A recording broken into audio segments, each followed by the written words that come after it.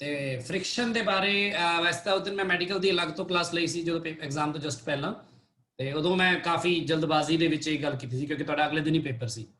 ਸੋ ਇਹ topic just ਆਪਾਂ touch ਕੀਤਾ ਸੀ, ਬਟ ਹੁਣ ਮੈਂ ਪ੍ਰੋਪਰਲੀ ਤੁਹਾਡੇ ਨਾਲ ਗੱਲ ਕਰੂੰਗਾ ਫ੍ਰਿਕਸ਼ਨ ਦੇ ਬਾਰੇ। ਦੈਟ ਫ੍ਰਿਕਸ਼ਨ ਨੂੰ ਆਪਾਂ ਕਿਵੇਂ ਲੈ ਕੇ ਚੱਲਦੇ ਹਾਂ। ਹੁਣ ਫ੍ਰਿਕਸ਼ਨ ਬਾਰੇ ਕਾਫੀ ਚੀਜ਼ਾਂ ਤਾਂ ਤੁਸੀਂ ਚਲੋ ਨੋਰਮਲੀ ਪਹਿਲਾਂ 9th ਵਿੱਚ ਵੀ ਪੜ੍ਹੀਆਂ ਤੇ ਜਾਣਦੇ ਹੀ ਹੋ ਦੈਟ ਫ੍ਰਿਕਸ਼ਨ ਕੀ ਹੈ। ਸੋ ਇਨ ਜਨਰਲ ਆਪਾਂ ਨੂੰ ਪਤਾ ਕਿ ਜਦੋਂ ਕੋਈ ਇੱਕ ਬੋਡੀ ਦੇ ਉੱਪਰ ਕੋਈ ਦੂਸਰੀ ਬੋਡੀ ਸਲਾਈਡ ਕਰਦੀ ਹੈ, ਜਾਂ ਮੈਂ ਤੇ ਡਰਾ ਕਰ ਲੈਣਾ, ਮੰਨ ਲਓ ਆ ਇੱਕ ਸਰਫੇਸ ਹੈ, ਦੋ ਸਰਫੇਸ ਹੋ ਸਕਦੇ ਨੇ, ਕੋਈ ਇੱਕ ਬੋਡੀ ਦੇ ਉੱਪਰ ਦੂਸਰੀ ਬੋਡੀ ਸਲਾਈਡ ਕਰੇ ਜਾਂ ਇੱਕ ਸਰਫੇਸ ਦੇ ਉੱਪਰ ਬੋਡੀ ਸਲਾਈਡ ਕਰੇ, ਬੇਸਿਕਲੀ ਕੋਈ ਦੋ ਸਰਫੇਸਿਸ ਹੋਣ। ਸੋ ਇਹਦੇ ਪਰ ਮੰਨ ਲਓ ਇੱਕ ਬੋਡੀ ਹੈ ਆ ਸਲਾਈਡ ਕਰਦੀ ਹੈ ਜਾਂ ਸਲਾਈਡ ਕਰਨ ਦੀ ਕੋਸ਼ਿਸ਼ ਕਰਦੀ ਹੈ ਮੰਨ ਲਓ, ਤਾਂ ਤੁਹਾਨੂੰ ਪਤਾ ਪਹਿਲਾਂ ਤਾਂ ਇਹ ਬੋਡੀ ਇਨ ਜਨਰਲ ਤਾਂ ਇਹ ਆਪਣੀ ਰੈਸਟ ਵਿੱਚ ਹੁੰਦੀ ਹੈ ਨਾ, ਐਂਡ ਅਗਰ ਆਪਾਂ ਇਹਨੂੰ ਕੋਈ ਫੋਰਸ ਲਗਾ ਕੇ ਇਹਨੂੰ ਮੂਵ ਕਰਨ ਦੀ ਕੋਸ਼ਿਸ਼ ਕਰਦੇ ਹਾਂ ਤੇ ਆਪਾਂ ਆਪਣਾ ਜਿਹੜਾ ਫੋਰਸ ਲਗਾਉਂਦੇ ਹਾਂ ਮੰਨ ਲਓ ਇਸ ਡਾਇਰੈਕਸ਼ਨ 'ਚ ਲਗਾਉਂਦੇ ਹਾਂ, ਤਾਂ ਇਹ ਬੋਡੀ ਰੈਜ਼ਿਸਟ ਕਰਦੀ ਹੈ ਉਸ ਮੋਸ਼ਨ ਨੂੰ, ਤੇ ਬੋਡੀ ਮੂਵ ਨਹੀਂ ਕਰਦੀ ਸ਼ੁਰੂ ਦੇ ਵਿੱਚ। ਜਦੋਂ ਆਪਾਂ ਥੋੜਾ ਬਹੁਤਾ ਫੋਰਸ ਲਗਾਉਂਦੇ ਹਾਂ, ਯਾਨੀ ਜਿਹਦੇ ਕੀ ਬਰਾਬਰ ਇੱਥੇ ਆਪਾਂ ਨੂੰ ਫ੍ਰਿਕਸ਼ਨ ਮਿਲਦਾ ਹੈ ਪਿੱਛੇ ਨੂੰ, ਜਾਂ ਫ੍ਰਿਕਸ਼ਨ ਦਾ ਫੋਰਸ ਐਕਟ ਕਰਦਾ ਹੈ, ਇਟ ਕਮਸ ਇਨਟੂ ਪਲੇ, ਤੇ ਉਹਦੇ ਕਰਕੇ ਬੋਡੀ ਮੂਵ ਹੀ ਨਹੀਂ ਕਰਦੀ। ਫਿਰ ਆਪਾਂ ਕੀ ਕਰਦੇ ਹਾਂ, ਆਪਾਂ ਅਪਲਾਈਡ ਫੋਰਸ ਹੋਰ ਇਨਕਰੀਜ਼ ਕਰਦੇ ਹਾਂ, ਤੇ ਉਹਦੇ ਨਾਲ ਆਪਣਾ ਜਿਹੜਾ ਫ੍ਰਿਕਸ਼ਨ ਵੀ ਆਪਣੇ ਆਪ ਨੂੰ ਬਿਲਕੁਲ ਉਦਾਂ ਹੀ ਐਡਜਸਟ ਕਰ ਦਿੰਦਾ ਆ, ਉਨਾ ਹੀ ਜ਼ਿਆਦਾ ਕਿ ਫਿਰ ਬੋਡੀ ਮੂਵ ਨਹੀਂ ਕਰਦੀ। ਇਸ ਤਰ੍ਹਾਂ ਕਰਦੇ ਕਰਦੇ ਇੱਕ ਪਾਰਟਿਕੂਲਰ ਮੂਵਮੈਂਟ ਆਉਂਦਾ ਜਦੋਂ ਆਪਣਾ ਜਿਹੜਾ ਅਪਲਾਈਡ ਫੋਰਸ ਜਿਹੜਾ ਆ ਉਹ ਇੰਨਾ ਹੋ ਜਾਂਦਾ ਕਿ ਉਹ ਫ੍ਰਿਕਸ਼ਨ ਫਿਰ ਇਸ ਤੋਂ ਜ਼ਿਆਦਾ ਲੱਗ ਨਹੀਂ ਪਾਉਂਦਾ। ਮੇਰਾ ਫ੍ਰਿਕਸ਼ਨ ਦੀ ਮੈਕਸਿਮਮ ਵੈਲਿਊ ਜੋ ਲੱਗਣੀ ਮੰਨ ਲਓ ਲੱਗ ਚੁੱਕੀ ਹੈ, ਹੁਣ ਜਦੋਂ ਤੁਸੀਂ ਥੋੜਾ ਜਿਹਾ ਵੀ ਜ਼ਿਆਦਾ ਅਪਲਾਈਡ ਫੋਰਸ ਲਾਓਗੇ ਫਿਰ ਬੋਡੀ ਮੂਵ ਕਰਨ ਲੱਗ ਜਾਏਗੀ, ਮੋਸ਼ਨ ਚ ਆ ਜਾਏਗੀ ਬੋਡੀ ਰੈਸਟ ਤੋਂ। ਸੋ ਇੱਥੇ ਕਹਿੰਦੇ ਆ ਜਿਹੜਾ ਫ੍ਰਿਕਸ਼ਨ ਹੈ ਇਹਨੂੰ ਆਪਾਂ ਇਸ ਤੋਂ ਪਹਿਲਾਂ ਕੰਸੀਡਰ ਨਹੀਂ ਸੀ ਕੀਤਾ। ਆਪਾਂ ਇਸ ਤੋਂ ਪਹਿਲਾਂ ਜੋ ਫੋਰਸ ਦਾ ਬਾਰੇ ਹੁਣ ਤੱਕ ਪੜਿਆ ਉਹਦੇ ਆਪਾਂ ਕੰਸੀਡਰ ਨਹੀਂ ਸੀ ਕੀਤਾ ਫ੍ਰਿਕਸ਼ਨ ਨੂੰ, ਤਾਂ ਆਪਾਂ ਸਾਰੇ ਸਰਫੇਸਿਸ ਨੂੰ ਸਮੂਥ ਸਰਫੇਸ ਮੰਨ ਕੇ ਚੱਲ ਰਹੇ ਸੀ। ਸੋ ਹੁਣ ਕੀ ਹੈ, ਜਦੋਂ ਇਹ ਕੰਮ ਕਰ ਲੈਂਦੇ ਹੋ ਤਾਂ ਨੂਮੈਰਿਕਲਸ ਤੁਹਾਨੂੰ ਇੱਕ ਗੱਲ ਦਾ ਬੜਾ ਧਿਆਨ ਰੱਖਣਾ ਪੈਂਦਾ ਹੈ that either they are talking about the smooth surface or rough surface, ਜਾਂ ਫਿਰ ਕੋਐਫੀਸ਼ੀਐਂਟ ਆਫ ਫ੍ਰਿਕਸ਼ਨ ਗਿਵਨ ਹੋਏਗਾ ਤਾਂ ਆਪਾਂ ਨੂੰ ਸਮਝ ਆ ਜਾਏਗੀ ਕਿ ਰਫ ਸਰਫੇਸ ਦੀ ਗੱਲ ਹੋ ਰਹੀ ਹੈ। ਸਮੂਥ ਸਰਫੇਸ ਜਿਹੜਾ ਹੁੰਦਾ ਹੈ ਉਹ ਆਪਾਂ ਮੰਨ ਲੈਂਦੇ ਆ ਕਿ ਪੂਰੀ ਤਰ੍ਹਾਂ ਫ੍ਰਿਕਸ਼ਨਲੈਸ ਹੈ,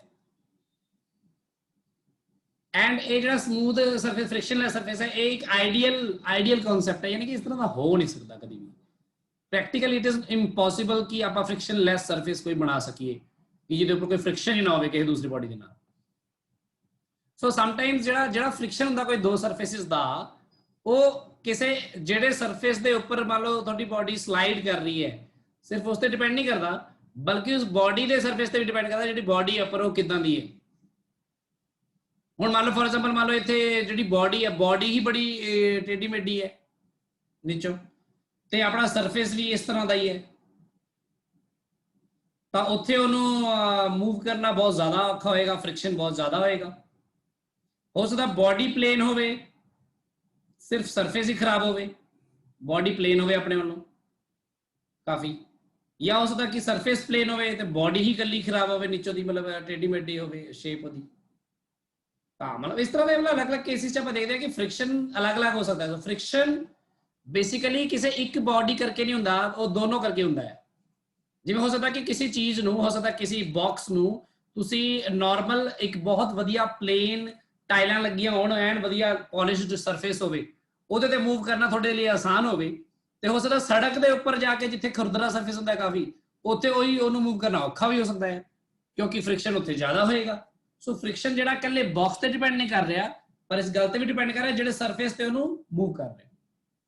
ਇਸ ਤਰ੍ਹਾਂ ਹੋ ਸਕਦਾ ਕਿ ਕੋਈ ਇਸ ਤਰ੍ਹਾਂ ਦੀ ਬੋਡੀ ਹੋਵੇ ਜਿਹੜੀ ਬੋਡੀ ਨੀਚੋਂ ਖੁਰਦਰੀ ਜਾਂ ਪਲੇਨ ਹੋਵੇ, ਤੇ ਉਹਨੂੰ ਹੋ ਸਕਦਾ ਸੜਕ ਤੇ ਮੂਵ ਕਰਨਾ ਔਖਾ ਹੈ, ਜਾਂ ਉਸ ਬੋਡੀ ਨੂੰ ਕਿਸੇ ਹੋਰ ਬੋਡੀ ਨਾਲ ਅਗਰ ਤੁਸੀਂ ਇਸ ਤਰ੍ਹਾਂ ਹੀ ਦੇਖਦੇ ਹੋ, ਉਹਨੂੰ ਸਲਾਈਡ ਕਰਦੇ ਹੋ ਇੱਕ ਬੋਡੀ ਨੂੰ ਦੂਜੀ ਬੋਡੀ ਦੇ ਉੱਪਰ, ਤਾਂ ਹੋ ਸਕਦਾ ਉੱਥੇ ਫ੍ਰਿਕਸ਼ਨ ਕੁਝ ਹੋਰ ਹੋਵੇ ਤੇ ਫਰਸ਼ ਤੇ ਕੁਝ ਹੋਰ ਹੋਵੇ ਸੇਮ ਬੋਡੀ ਦਾ ਹੀ। ਸੋ ਕਹਿੰਦਾ ਕਿ ਇਹ ਜਿਹੜਾ ਇਹ ਮਿਊਚੁਅਲ, ਇਹ ਦੋਨੋਂ ਚੀਜ਼ਾਂ ਤੇ ਡਿਪੈਂਡ ਕਰਦਾ। ਦੂਸਰੀ ਗੱਲ ਜਿਹੜਾ ਫ੍ਰਿਕਸ਼ਨ ਬਾਰੇ ਇੱਕ ਬਹੁਤ ਜ਼ਰੂਰੀ ਚੀਜ਼ ਜਾਣਨੀ ਹੈ, ਫ੍ਰਿਕਸ਼ਨ ਇੱਕ ਟੈਂਪਰੇਰੀ ਫੋਰਸ ਹੁੰਦਾ ਹੈ। ਟੈਂਪਰੇਰੀ ਮਤਲਬ ਕਿ ਇਹ ਸਿਰਫ ਉਦੋਂ ਹੀ ਐਕਸ਼ਨ 'ਚ ਆਉਂਦਾ ਹੈ ਜਦੋਂ ਤੁਸੀਂ ਕਿਸੇ ਬੋਡੀ ਨੂੰ ਮੂਵ ਕਰਦੇ ਹੋ, or that body if it moves or tends to move.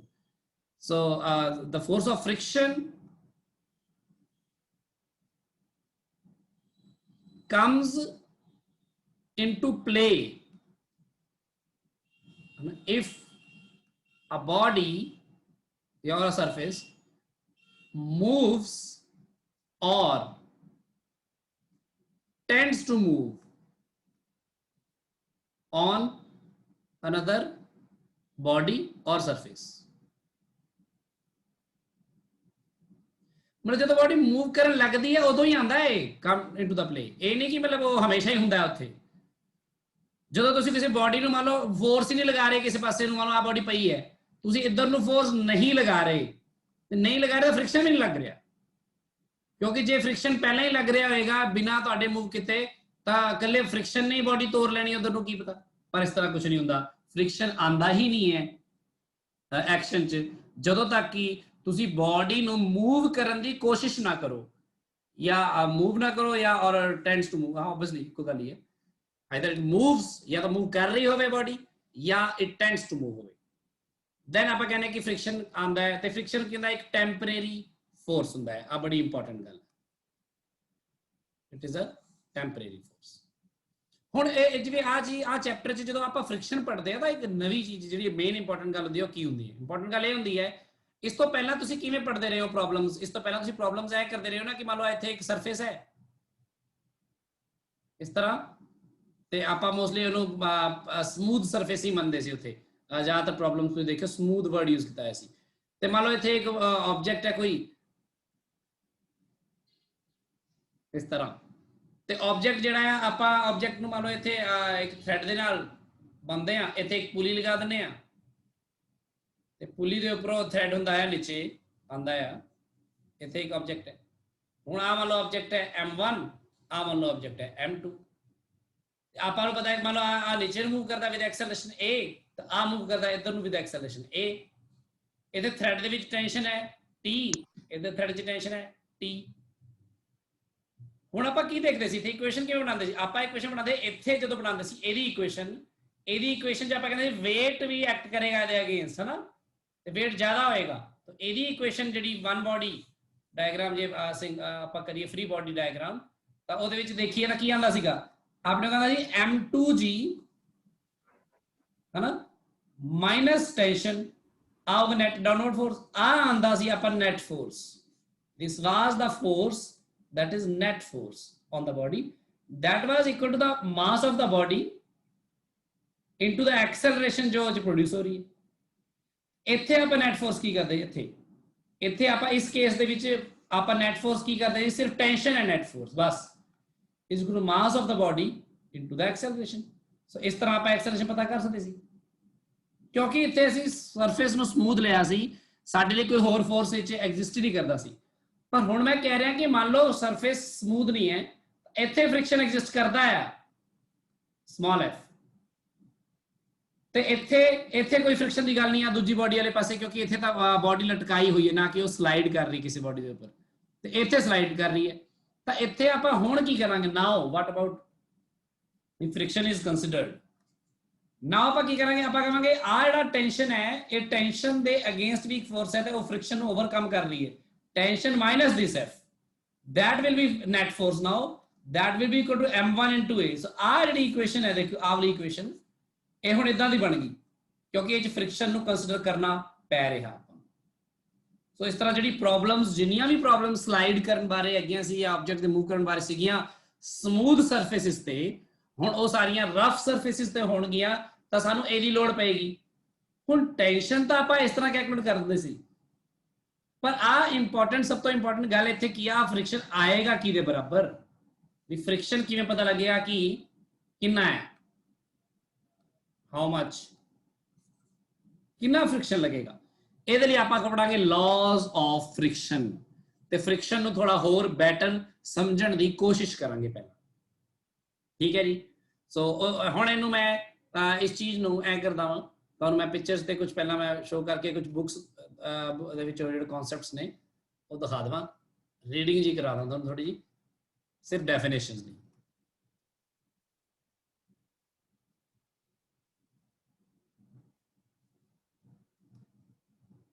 So friction ਬਾਰੇ ਜਿਹੜੀਆਂ ਗੱਲਾਂ ਮੇਨ ਹੈਗੀਆਂ, ਜਿਹੜੀ ਤੁਸੀਂ ਬੁੱਕਸ ਆਪਣੀ ਨੋਟਸ ਵਿੱਚ ਲਿਖਣੀਆਂ ਨੇ, ਮੈਂ ਉਹ ਹਾਈਲਾਈਟ ਕਰਨ ਜਾ ਰਿਹਾ ਵਾਂ ਕਿ ਕਿਹੜੀ ਕਿਹੜੀ ਲਿਖ ਲੈਣੀ ਚਾਹੀਦੀ ਤੁਹਾਨੂੰ ਗੱਲ।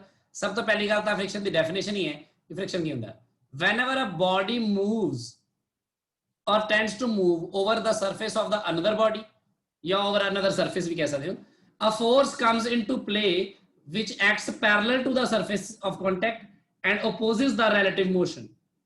This opposing force is called friction. So जे मान लो डायरेक्शन ऑफ मोशन इस पासे है तो फ्रिक्शन पीछे ਨੂੰ लगेगा इधर, ਤੇ ਜੇ डायरेक्शन ऑफ मोशन इस पासे है तो फ्रिक्शन फिर ਉਹਦੇ opposite लगेगा.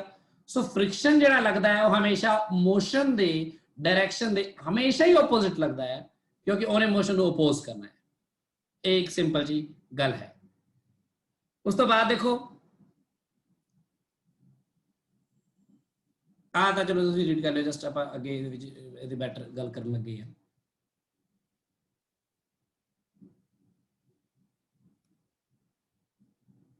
ਹੁਣ ਉਹ ਕਹਿੰਦੇ ਕਿ ਬੇਸਿਕ ਇੱਕ ਆ ਵੀ ਗੱਲ ਹੈ ਵੀ ਕਿ ਫ੍ਰਿਕਸ਼ਨ ਦੀ ਜੋ ਡੈਫੀਨੇਸ਼ਨ ਆਪਾਂ ਪੜ੍ਹ ਲੈਂਦੇ ਆ ਫ੍ਰਿਕਸ਼ਨ ਕੀ ਹੈ, ਤੇ ਆਪਾਂ ਦੇਖਦੇ ਹਾਂ ਕਿ ਆ ਦੇਖੋ ਕਿ origin ਆਫ ਫ੍ਰਿਕਸ਼ਨ, ਫ੍ਰਿਕਸ਼ਨ ਕਿਉਂ ਹੁੰਦਾ ਹੈ. ਤੇ ਉਹ ਕਹਿੰਦੇ ਕਿ origin ਇਹਦਾ ਇੱਕ ਤਾਂ ਕਿ ਦੋਨੋਂ ਸਰਫੇਸਿਸ ਜਿਹੜੇ ਕਿ ਤੁਹਾਨੂੰ ਲੱਗਦੇ ਪਲੇਨ ਨੇ ਪਰ ਕੋਈ ਵੀ ਸਰਫੇਸ ਪਲੇਨ ਨਹੀਂ ਹੁੰਦਾ ਪੂਰੀ ਤਰ੍ਹਾਂ. ਈਵਨ ਤੁਹਾਨੂੰ ਪਤਾ ਮਿਰਰ ਵੀ ਪੂਰੀ ਤਰ੍ਹਾਂ ਪਲੇਨ ਨਹੀਂ ਹੁੰਦਾ. ਮੈਂ ਕਹਿੰਦਾ ਕਿ ਕੁਝ ਇਰੈਗੂਲੈਰਿਟੀਜ਼, ਬਹੁਤ ਬਰੀਕ ਇਰੈਗੂਲੈਰਿਟੀਜ਼ ਹੁੰਦੀਆਂ ਨੇ ਕਿਸੇ ਵੀ ਪਲੇਨ ਤੋਂ ਪਲੇਨ ਦਿਖਣ ਵਾਲੇ ਸਰਫੇਸ ਦੇ ਵਿੱਚ. ਤਾਂ ਉਹ ਕਹਿੰਦੇ ਉਹ ਇਰੈਗੂਲੈਰਿਟੀਜ਼ ਇੱਕ ਦੂਜੇ 'ਚ ਇਸ ਤਰ੍ਹਾਂ ਮਤਲਬ ਆ ਦੇਖੋ ਜਿਵੇਂ ਤੁਹਾਡੇ ਸਾਹਮਣੇ ਪਿਕਚਰ ਦਿਖ ਰਹੀ ਹੈ ਉਹ ਹੁਣ ਜਦੋਂ ਇੱਕ ਨੂੰ ਦੂਜੇ ਉੱਪਰ ਮੂਵ ਕਰਦੇ ਹੋ ਤਾਂ ਉਹਦੇ ਕਰਕੇ ਫ੍ਰਿਕਸ਼ਨ ਪੈਦਾ ਹੁੰਦਾ ਹੈ ਉਹਦੇ ਕਿ ਉਹ ਜਿਹੜਾ ਇੱਕ ਦੂਜੇ ਵਿੱਚ ਫਸ ਜਾਂਦੇ ਨੇ ਉਹ ਉਹਦੇ ਜਿਹੜੇ ਇਰੈਗੂਲੈਰਿਟੀਜ਼ ਜਿਹੜੀਆਂ ਨੇ. ਪਰ ਦੂਜਾ ਇੱਕ ਹੋਰ ਕਨਸੈਪਟ ਹੈਗਾ ਮੋਲੀਕਿਊਲਰ ਉਹਦਾ ਬੌਂਡਸ ਦਾ, ਕਿ ਜਿਹੜੀ ਆ ਬਾਡੀ ਉੱਪਰਲੀ ਬਾਡੀ ਹੈ ਤੇ ਇਹਦੇ ਨੀਚੇਲੀ ਬਾਡੀ ਦੇ ਵਿੱਚ ਮੋਲੀਕੂਲਰ ਜਿਹੜੇ ਅਟਰੈਕਸ਼ਨ ਹੁੰਦੇ ਆ, ਮੋਲੀਕਿਊਲ ਮੰਨ ਲਓ ਆ ਮੋਲੀਕਿਊਲ ਦੇ ਵਿੱਚ ਨਾਲ ਅਟਰੈਕਸ਼ਨ ਹੈ, ਜਦੋਂ ਇਹਨੂੰ ਮੂਵ ਕਰਨ ਦੀ ਕੋਸ਼ਿਸ਼ ਕਰੋਗੇ ਤਾਂ ਆ ਬੌਂਡ ਟੁੱਟੇਗਾ ਤੇ ਜੇ ਉਹ ਬੌਂਡ ਨੂੰ ਤੋੜਨ ਲਈ ਵੀ ਤੁਹਾਨੂੰ એનર્ਜੀ ਦੀ ਲੋੜ ਪਏਗੀ ਤਾਂ ਉਹ ਉਹਦੇ ਕਰਕੇ ਫ੍ਰਿਕਸ਼ਨ ਹੋ ਸਕਦਾ ਹੈ. ਸੋ ਫ੍ਰਿਕਸ਼ਨ ਦੇ ਜਿਹੜੇ ਕਾਜ਼ਸ ਨੇ ਮਤਲਬ ਉਹਨੂੰ ਲੈ ਕੇ ਕਈ ਇਸ ਤਰ੍ਹਾਂ ਦੀ ਥਿਊਰੀਜ਼ ਨੇ. ਕੁਝ ਕਹਿੰਦੇ ਨੇ ਕਿ ਜਿੰਨਾ ਕਿ ਜਿਹੜਾ ਇਹ ਕੰਟੈਕਟ ਹੈ ਜਿੱਥੇ ਕੰਟੈਕਟ ਹੈ ਉੱਥੇ ਹੀ ਆਪਣਾ ਫ੍ਰਿਕਸ਼ਨ ਐਕਟ ਕਰਦਾ ਹੈ. ਪਰ ਹੁਣ ਇਹਦੇ ਬਾਰੇ ਵੀ ਦੇਖੋ ਕਈ ਸਵਾਲ ਖੜੇ ਹੁੰਦੇ ਨੇ ਕਿਉਂਕਿ ਜੇ ਆਪਾਂ ਗੱਲ ਕਰੀ ਇਰੈਗੂਲੈਰਿਟੀਜ਼ ਦੀ ਤਾਂ ਜਦੋਂ ਕੋਈ ਦੋ ਬਾਡੀਜ਼ ਆਪਸ 'ਚ ਕੰਟੈਕਟ 'ਚ ਹੁੰਦੀਆਂ ਨੇ ਨਾ ਤਾਂ ਉਹਨਾਂ ਦਾ ਜਿਹੜਾ ਸਰਫੇਸ ਆਫ ਕੰਟੈਕਟ ਆ ਪੂਰਾ ਨਹੀਂ ਹੁੰਦਾ ਕਿਉਂਕਿ ਇਹਦੇ ਵਿੱਚ ਵੀ ਇਰੈਗੂਲੈਰਿਟੀਜ਼ ਕਰਕੇ ਦੇਖੋ ਇੱਥੇ ਪੁਆਇੰਟ ਜੇ ਇਹਦੇ ਤੇ ਟੱਚ ਹੋ ਰਹੀ ਹੈ ਬਾਡੀ, ਦੇਖੋ ਇੱਕ ਆ ਪੁਆਇੰਟ ਤੇ ਟੱਚ ਹੋ ਰਹੀ ਹੈ, ਇੱਕ ਆ ਪੁਆਇੰਟ ਤੇ, ਇੱਕ ਆ ਪੁਆਇੰਟ ਤੇ, ਇੱਕ ਆ ਪੁਆਇੰਟ ਤੇ, ਇੱਕ ਆ ਪੁਆਇੰਟ ਤੇ. ਸੋ ਗਿਣਤੀ ਦੇ ਕੁਝ ਪੁਆਇੰਟਸ ਨੇ ਜਿਵੇਂ ਇੱਥੇ, ਤੇ ਉਹ ਸਰਫੇਸ ਜਿਹੜਾ ਕੰਟੈਕਟ ਸਰਫੇਸ ਹੁੰਦਾ ਬਹੁਤ ਘੱਟ ਹੁੰਦਾ ਹੈ. ਸੋ ਅਪੇਰੈਂਟ ਏਰੀਆ ਆਫ ਕੰਟੈਕਟ ਦਾ ਆਹੀ ਹੈ ਕਿ ਪੂਰਾ ਏਰੀਆ ਆਫ ਕੰਟੈਕਟ ਹੈ, ਪਰ ਐਕਚੁਅਲ ਏਰੀਆ ਆਫ ਕੰਟੈਕਟ ਦੇਖੋ ਇਹਨਾਂ ਨੇ ਦਿਖਾਇਆ ਐਕਚੁਅਲ ਏਰੀਆ ਆਫ ਕੰਟੈਕਟ ਬਹੁਤ ਥੋੜਾ ਹੁੰਦਾ ਹੈ. ਇਸ ਲਈ ਕਹਿੰਦੇ ਆ ਮੋਲੀਕਿਊਲਰ ਬੌਂਡਸ ਵਾਲੀ ਜਿਹੜੀ ਥਿਊਰੀ ਹੈ ਜਾਂ ਜਿਹੜੀ ਉਸ ਤੋਂ ਪਹਿਲਾਂ ਵਾਲੀ ਥਿਊਰੀ ਹੈ ਉਹ ਦੋਨਾਂ ਨੂੰ ਮਿਲਾ ਕੇ ਆਪਾਂ ਸੋਚ ਸਕਦੇ ਹਾਂ ਕਿ ਫ੍ਰਿਕਸ਼ਨ ਦੇ ਰੀਜ਼ਨਸ ਹੁੰਦੇ ਨੇ. ਪਰ ਆ ਜਿਹੜੀ ਥਿਊਰੀ ਹੈ ਕਿ ਕੰਟੈਕਟ ਤੇ ਡਿਪੈਂਡ ਨਹੀਂ ਕਰਦਾ, ਇਸ ਗੱਲ ਨੂੰ ਸਾਬਿਤ ਵੀ ਕੀਤਾ ਗਿਆ ਇੱਕ ਐਕਸਪੈਰੀਮੈਂਟ ਦੇ ਨਾਲ.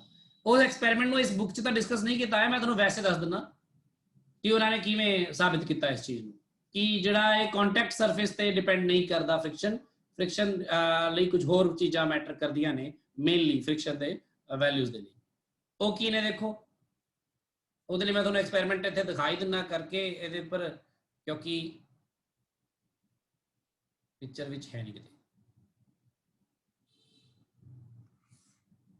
ਉਹਦੇ ਲਈ ਉਹਨਾਂ ਨੇ ਕੀ ਕੀਤਾ ਦੇਖੋ, ਉਹਨਾਂ ਨੇ ਕੀ ਕੀਤਾ ਕਿ ਇੱਕ ਤਾਂ ਸਰਫੇਸ ਲੈ ਲਿਆ ਪਹਿਲਾਂ ਤਾਂ ਇਸ ਤਰ੍ਹਾਂ ਦਾ ਸਰਫੇਸ ਨੂੰ ਉਹਨੂੰ ਮਾਪਣ ਲਈ ਤੇ ਇਸ ਤਰ੍ਹਾਂ ਲੈ ਲਿਆ, ਇੱਥੇ ਇੱਕ ਪੁਲੀ ਲਗਾਤੀ,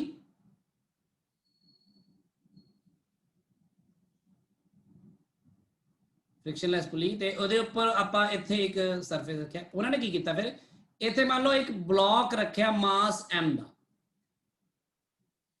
ਹੁਣ ਇਹਦੇ ਉੱਪਰ ਫ੍ਰਿਕਸ਼ਨ ਆਪਾਂ ਕਹਿੰਦੇ ਫ੍ਰਿਕਸ਼ਨ ਕਿਵੇਂ ਮਾਪਿਆ ਜਾਂਦਾ, ਜਿਵੇਂ ਤੁਹਾਨੂੰ ਮੈਂ ਉਸ ਦਿਨ ਕਲਾਸ ਸਾਰਿਆਂ ਨੇ ਤਾਂ ਲਗਾਈ ਸੀ ਸ਼ਾਮ ਵਾਲੀ ਨਾਨ ਮੈਡੀਕਲ ਵਾਲਿਆਂ ਨੇ, ਅਦਿਤੀ ਤੁਸੀਂ ਲਗਾਈ ਸੀ ਨਾ ਸ਼ਾਇਦ? Yes sir. ਸੋ ਪਹਿਲਾਂ ਥੋੜਾ ਜਿਹਾ ਉੱਤੇ ਗੱਲ ਕਰ ਲਈ, ਰੁਕ ਜਾਓ ਮੈਂ ਇਸ ਪੇਜ ਤੇ ਵਾਪਸ ਆਣਾ, ਅਗਲੇ ਪੇਜ ਤੇ ਗੱਲ ਕਰਨ ਜਾ ਰਿਹਾ. ਸੋ ਦੇਖੋ ਹੁਣ ਮੰਨ ਲਓ ਕੋਈ ਆ ਬਲੌਕ ਹੈ ਜਿਹੜਾ ਇੱਕ ਆ ਸਰਫੇਸ ਤੇ ਆਪਾਂ ਮੂਵ ਕਰਨਾ ਹੈ ਉਹਨੂੰ,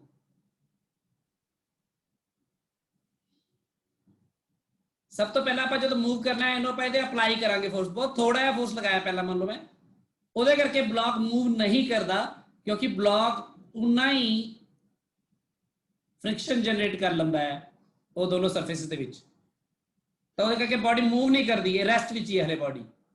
फिर आप की करते हैं, आप अप्लाइड फोर्स ਵਧਾਉਂਦੇ ਆ थोड़ा थोड़ा करके, अप्लाइड फोर्स थोड़ा ਵਧਾਉਂਦੇ ਆ, ਤੇ ਜਿੰਨਾ ਤੁਸੀਂ ਅਪਲਾइड फोर्स ਵਧਾਇਆ ਉਨਾ ਹੀ फ्रिक्शन भी ਵਧ ਜਾਂਦਾ ਹੈ, फिर बॉडी मूव नहीं करती।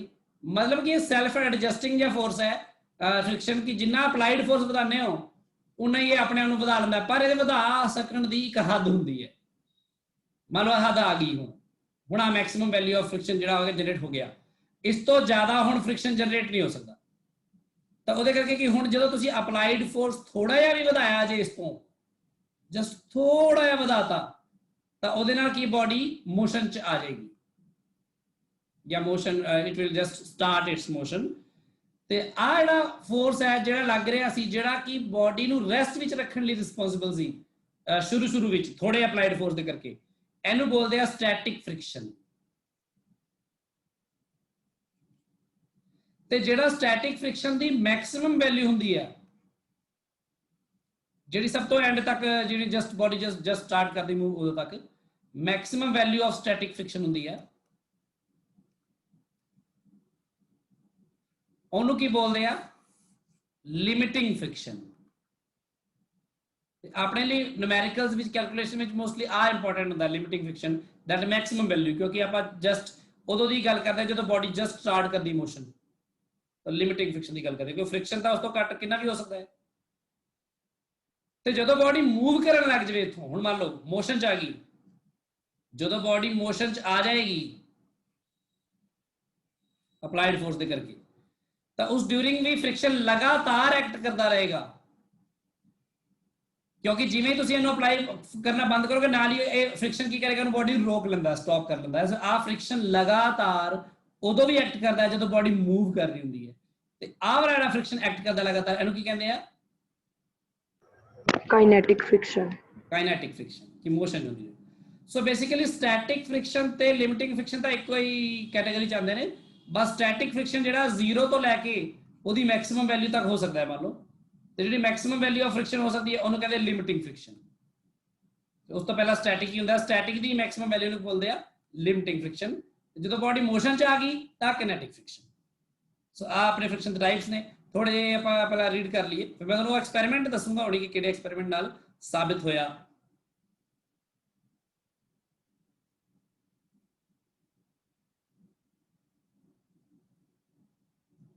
सो कुछ आप डेफिनेशंस कर ली।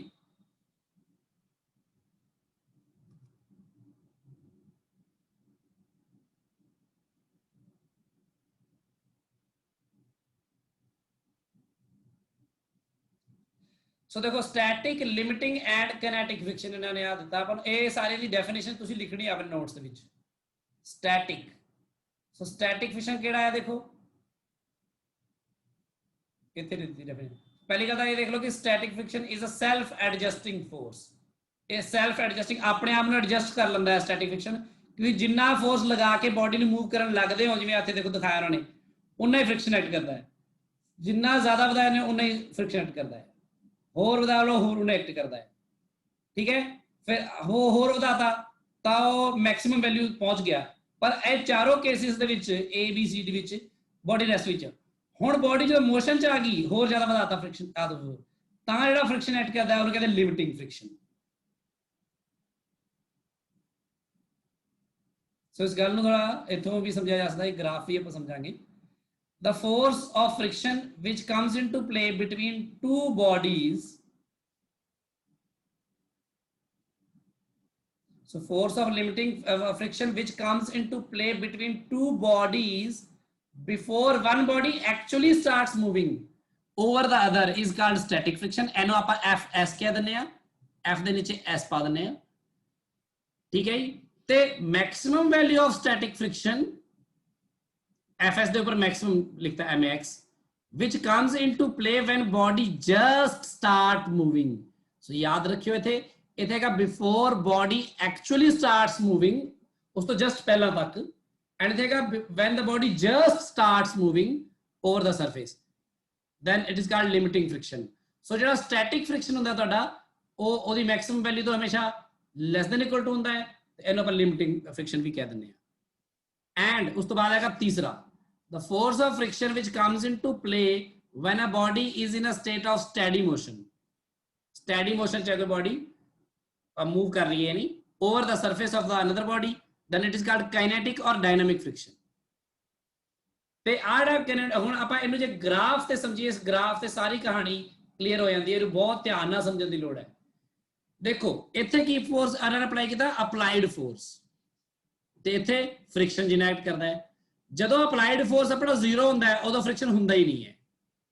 ਜਿਵੇਂ ਅਪਲਾਈਡ ਫੋਰਸ ਵੱਧਦਾ ਹੈ ਤੁਹਾਡਾ, ਜਿੰਨਾ ਵੱਧਦਾ ਹੈ ਉਨਾ ਹੀ ਫ੍ਰਿਕਸ਼ਨ ਵੱਧ ਜਾਂਦਾ। ਇੱਥੇ ਲੀਨੀਅਰ ਗ੍ਰਾਫ ਬਣ ਜਾਂਦਾ ਇੱਥੇ ਫ੍ਰਿਕਸ਼ਨ ਤੇ ਅਪਲਾਈਡ ਫੋਰਸ ਦਾ। ਉਹ ਵੱਧਦੇ ਵੱਧਦੇ ਇੱਕ ਪੁਆਇੰਟ ਆਉਂਦਾ ਜਦੋਂ ਮੈਕਸਿਮਮ ਵੈਲਿਊ ਹੁੰਦੀ ਹੈ ਸਟੈਟਿਕ ਫ੍ਰਿਕਸ਼ਨ ਦੀ। ਆਹ ਮੈਕਸਿਮਮ ਵੈਲਿਊ ਦੇ ਕੋਰਸਪੋਂਡਿੰਗਲੀ ਜੇ ਇੱਥੇ ਦੇਖ ਲਓ ਤਾਂ ਆਹ ਫ੍ਰਿਕਸ਼ਨ ਦੀ ਜਿਹੜੀ ਵੈਲਿਊ ਹੈਗੀ ਇੱਥੇ, ਦਿਸ ਵਨ, ਇਹਨੂੰ ਕਹਿੰਦੇ ਆ ਲਿਮਿਟਿੰਗ ਫ੍ਰਿਕਸ਼ਨ। FL ਕਹਿ ਦੋ ਜਾਂ FS ਮੈਕਸ ਕਹਿ ਦੋ, ਜੋ ਮਰਜ਼ੀ ਕਹਿ ਦੋ। ਤੇ ਜਿਵੇਂ ਬੋਡੀ ਮੂਵ ਕਰਨ ਲੱਗਦੀ ਨਾ ਤਾਂ ਦੇਖੋ ਫ੍ਰਿਕਸ਼ਨ ਥੋੜਾ ਜਿਹਾ ਘਟਦਾ ਆ। ਆਹ ਬੜੀ ਇੰਪੋਰਟੈਂਟ ਗੱਲ ਆ ਕਿਉਂਕਿ ਇਹ ਆਪਣੇ ਨਹੀਂ ਆਉਂਦੀ ਜ਼ਿਹਨ 'ਚ ਅਦਰਵਾਈਜ਼, ਪਰ ਇਹ ਪ੍ਰੈਕਟੀਕਲੀ ਤੁਸੀਂ ਇਹ ਗੱਲ ਨੂੰ ਮਹਿਸੂਸ ਵੀ ਕਰ ਸਕਦੇ ਹੋ ਜਦੋਂ ਤੁਸੀਂ ਕਿਸੇ ਬੋਡੀ ਨੂੰ ਪੁਸ਼ ਕਰਦੇ ਹੋ।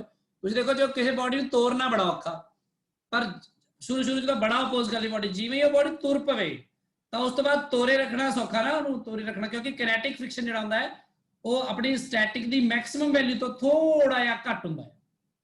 ਤਾਂ ਦੇਖੋ ਆ ਕਿਨੈਟਿਕ ਫ੍ਰਿਕਸ਼ਨ ਫਿਰ ਨਹੀਂ ਰਹੇਗਾ ਜਦ ਤੱਕ ਬੋਡੀ ਸਟੈਟਿਕ मूव कर रही है ਅਪਲਾਈਡ ਫੋਰਸ ਵਧਾਉਣ ਤੇ।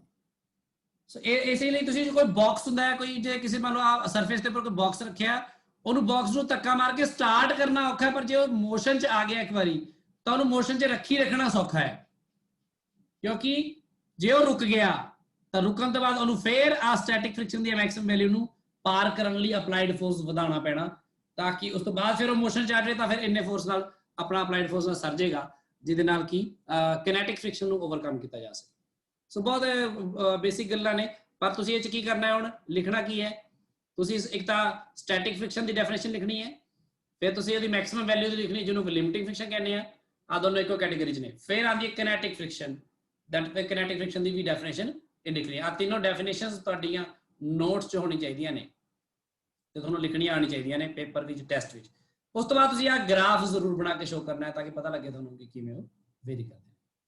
ਹੁਣ ਆਉਂਦਾ ਹੈ law of friction and coefficient of friction. ਤੇ ਇਹ ਲਾਅ ਤੋਂ ਪਹਿਲਾਂ ਹੀ ਮੈਂ ਫਿਰ ਉਹੀ ਗੱਲ ਕਰਨ ਲੱਗਾ ਤੁਹਾਡੇ ਨਾਲ ਜਿਹੜੀ ਮੈਂ ਤੁਹਾਨੂੰ ਐਕਸਪੈਰੀਮੈਂਟ ਸਮਝਾਉਣ ਲੱਗਾ ਸੀ। ਹਾਂਜੀ ਰਾਜਵੀਰ। ਸਰ ਲਿਮਿਟਿੰਗ ਫ੍ਰਿਕਸ਼ਨ ਦੱਸਿਓ। ਲਿਮਿਟਿੰਗ ਫ੍ਰਿਕਸ਼ਨ ਜਿਹੜਾ ਆ ਉਹ ਸਟੈਟਿਕ ਫ੍ਰਿਕਸ਼ਨ ਦੀ ਹੀ ਸਭ ਤੋਂ ਜ਼ਿਆਦਾ ਵੈਲਿਊ ਆ। ਯਾਨੀ ਜਦੋਂ ਮੈਕਸਿਮਮ, ਜਿਵੇਂ ਕਹਿੰਦਾ ਭਾਵੇਂ ਆ ਕਿ ਮੰਨ ਲਾ ਤੂੰ ਕਿਸੇ ਬੋਡੀ ਨੂੰ ਮੂਵ ਕਰਨਾ ਚਾਹ ਰਿਹਾ, ਇੱਥੇ ਦੇਖ ਮੰਨ ਲਾ ਸਰਫੇਸ ਹੈ, ਆ ਬੋਡੀ ਹੈ, ਤੂੰ ਇਹਨੂੰ ਮੂਵ ਕਰਨਾ ਚਾਹ ਰਿਹਾ, ਤੂੰ ਮੰਨ ਲਾ ਇਹਨੂੰ 1 ਨਿਊਟਨ ਫੋਰਸ ਲਾਇਆ ਤੇ ਬੋਡੀ ਮੂਵ ਨਹੀਂ ਕੀਤੀ। ਕਿਉਂ ਨਹੀਂ ਮੂਵ ਕੀਤੀ ਦੱਸ? ਕਿਉਂ ਨਹੀਂ ਮੂਵ ਕੀਤੀ? ਫ੍ਰਿਕਸ਼ਨ ਜ਼ਿਆਦਾ ਲੱਗ ਰਹੀ ਹੈ ਨਾ। ਫ੍ਰਿਕਸ਼ਨ ਕਿੰਨਾ ਲੱਗਿਆ ਹੋਣਾ? ਉਨਾ ਹੀ ਲੱਗਿਆ ਹੋਣਾ ਜਿੰਨਾ ਤੂੰ ਲਾਇਆ, ਕਿਉਂਕਿ 1 ਨਿਊਟਨ ਦੇ ਬਰਾਬਰ 1 ਨਿਊਟਨ ਲੱਗਾ ਤਾਂ ਹੀ ਤਾਂ ਬੋਡੀ ਨਹੀਂ ਮੂਵ ਕੀਤੀ ਨਾ। ਜੇ 1 ਨਿਊਟਨ ਤੋਂ ਵੱਧ ਲੱਗ ਜਾਂਦਾ ਤਾਂ ਪਿੱਛੇ ਨੂੰ ਮੂਵ ਕਰਨ ਲੱਗ ਜਾਣੀ ਸੀ ਉਹ, ਪਰ ਪਿੱਛੇ ਥੋੜੀ। ਹਾਂਜੀ ਸਰ। ਹੁਣ ਮੈਂ ਕਹਿਣਾ ਕਿ ਤੂੰ ਜਿਹੜਾ ਫੋਰਸ ਲਾਇਆ ਉਹ 2 ਨਿਊਟਨ ਲਾਤਾ, ਮੰਨ ਲਾ 2 ਨਿਊਟਨ ਲਾਤਾ ਤਾਂ ਵੀ ਬੋਡੀ ਮੂਵ ਨਹੀਂ ਕੀਤੀ। ਤੇ ਇਹਦਾ ਮਤਲਬ ਕੀ ਆ ਵੀ 2 ਨਿਊਟਨ ਨਾਲ ਹੀ ਫ੍ਰਿਕਸ਼ਨ 2 ਨਿਊਟਨ ਲੱਗਣ ਲੱਗ ਗਿਆ ਹੋਣਾ। ਮਤਲਬ ਜਿਵੇਂ ਹੀ ਤੂੰ ਅਪਲਾਈਡ ਫੋਰਸ ਵਧਾਏਗਾ ਉਵੇਂ ਉਹ 'ਚ ਫ੍ਰਿਕਸ਼ਨ ਉਨਾ ਹੀ ਵਧ ਜਾਂਦਾ। ਇਹ ਸੈਲਫ ਐਡਜਸਟ ਕਰਦਾ ਆਪਣੇ ਆਪ ਨੂੰ, ਤਾਂ ਹੀ ਤਾਂ ਬੋਡੀ ਮੂਵ ਨਹੀਂ ਕਰਦੀ। ਤੁਸੀਂ ਦੇਖ ਲਓ ਕਿਸੇ ਬੋਡੀ ਨੂੰ ਮੂਵ ਕਰਕੇ, ਉਹਨੂੰ ਤੁਸੀਂ ਫੋਰਸ ਹੌਲੀ ਹੌਲੀ ਵਧਾਓ ਤਾਂ ਇੱਕ ਮੋਮੈਂਟ ਆਏਗਾ ਜਦੋਂ ਮੂਵ ਕਰਨਾ ਸ਼ੁਰੂ ਕੀਤਾ। ਮੰਨ ਲਾ ਐ ਵਧਾਤਾ ਫਿਰ ਨਹੀਂ ਮੂਵ ਕੀਤੀ, ਐ ਕਰਤਾ ਫਿਰ ਨਹੀਂ ਮੂਵ ਕੀਤੀ। ਮੰਨ ਲਾ ਐ ਕਰਤਾ ਕਿ 4.2 ਨਿਊਟਨ ਫੋਰਸ ਮੈਕਸਿਮਮ ਕਰਤਾ ਤਾਂ ਇਹ ਬੋਡੀ ਆਲਮੋਸਟ ਰੈਸਟ ਵਿੱਚ ਹੈ। 4.2 ਨਿਊਟਨ ਨੂੰ ਫ੍ਰਿਕਸ਼ਨ ਲੱਗ ਗਿਆ, ਠੀਕ ਹੈ। ਹੁਣ ਜਿਵੇਂ ਹੀ ਤੂੰ 4.2 ਨਿਊਟਨ ਤੋਂ 4.21 ਵੀ ਕਰਤਾ, ਜੇ ਅਪਲਾਈਡ ਫੋਰਸ ਤੂੰ 4.2 ਨਿਊਟਨ ਤੋਂ ਬਾਅਦ 4.21 ਵੀ ਕਰਤਾ ਜੇ, ਤਾਂ ਉਹਦੇ ਨਾਲ ਬੋਡੀ ਜਸਟ ਸਟਾਰਟ ਕਰਦੀ ਮੂਵ ਕਰਨਾ। ਯਾਨੀ ਜਸਟ ਮੂਵ ਕਰਨ ਤੋਂ ਜਸਟ ਪਹਿਲਾਂ ਦਾ ਜਿਹੜਾ ਫੋਰਸ ਸੀਗਾ ਜਿਹਦੇ ਕਰਕੇ ਮੂਵ ਨਹੀਂ ਕਰੀ, ਕਿੰਨਾ ਸੀਗਾ? 4.2 ਨਿਊਟਨ। ਤੇ ਫੋਰਸ ਜਿਹੜਾ ਸਟੈਟਿਕ ਫ੍ਰਿਕਸ਼ਨ ਨੇ ਉਹਨੂੰ ਰੋਕਿਆ ਜਿੱਥੇ ਤੱਕ 4.2 ਨਿਊਟਨ। ਮਤਲਬ 4.2 ਨਿਊਟਨ ਤੋਂ ਵੱਧ ਵਾਲੇ ਫੋਰਸਿਸ ਨੂੰ ਰੋਕ ਨਹੀਂ ਸਕਦਾ ਫ੍ਰਿਕਸ਼ਨ, ਕਿਉਂਕਿ ਫ੍ਰਿਕਸ਼ਨ ਆਪ ਮੈਕਸਿਮਮ ਕਿੰਨਾ ਲੱਗ ਸਕਦਾ ਹੈ? 0 ਤੋਂ ਲੈ ਕੇ 4.2 ਨਿਊਟਨ ਤੱਕ ਤਾਂ ਇਹ ਲੱਗ ਸਕਦਾ ਹੈ। ਹੁਣ ਜੇ ਅਪਲਾਈਡ ਫੋਰਸ ਤੁਹਾਡਾ 4.2 ਨਿਊਟਨ ਤੋਂ ਛੋਟਾ ਹੋਏਗਾ ਤਾਂ ਬੋਡੀ ਮੂਵ ਨਹੀਂ ਕਰੇਗੀ। ਅਪਲਾਈਡ ਫੋਰਸ 4.2 ਨਿਊਟਨ ਤੋਂ ਵੱਡਾ ਹੋਏਗਾ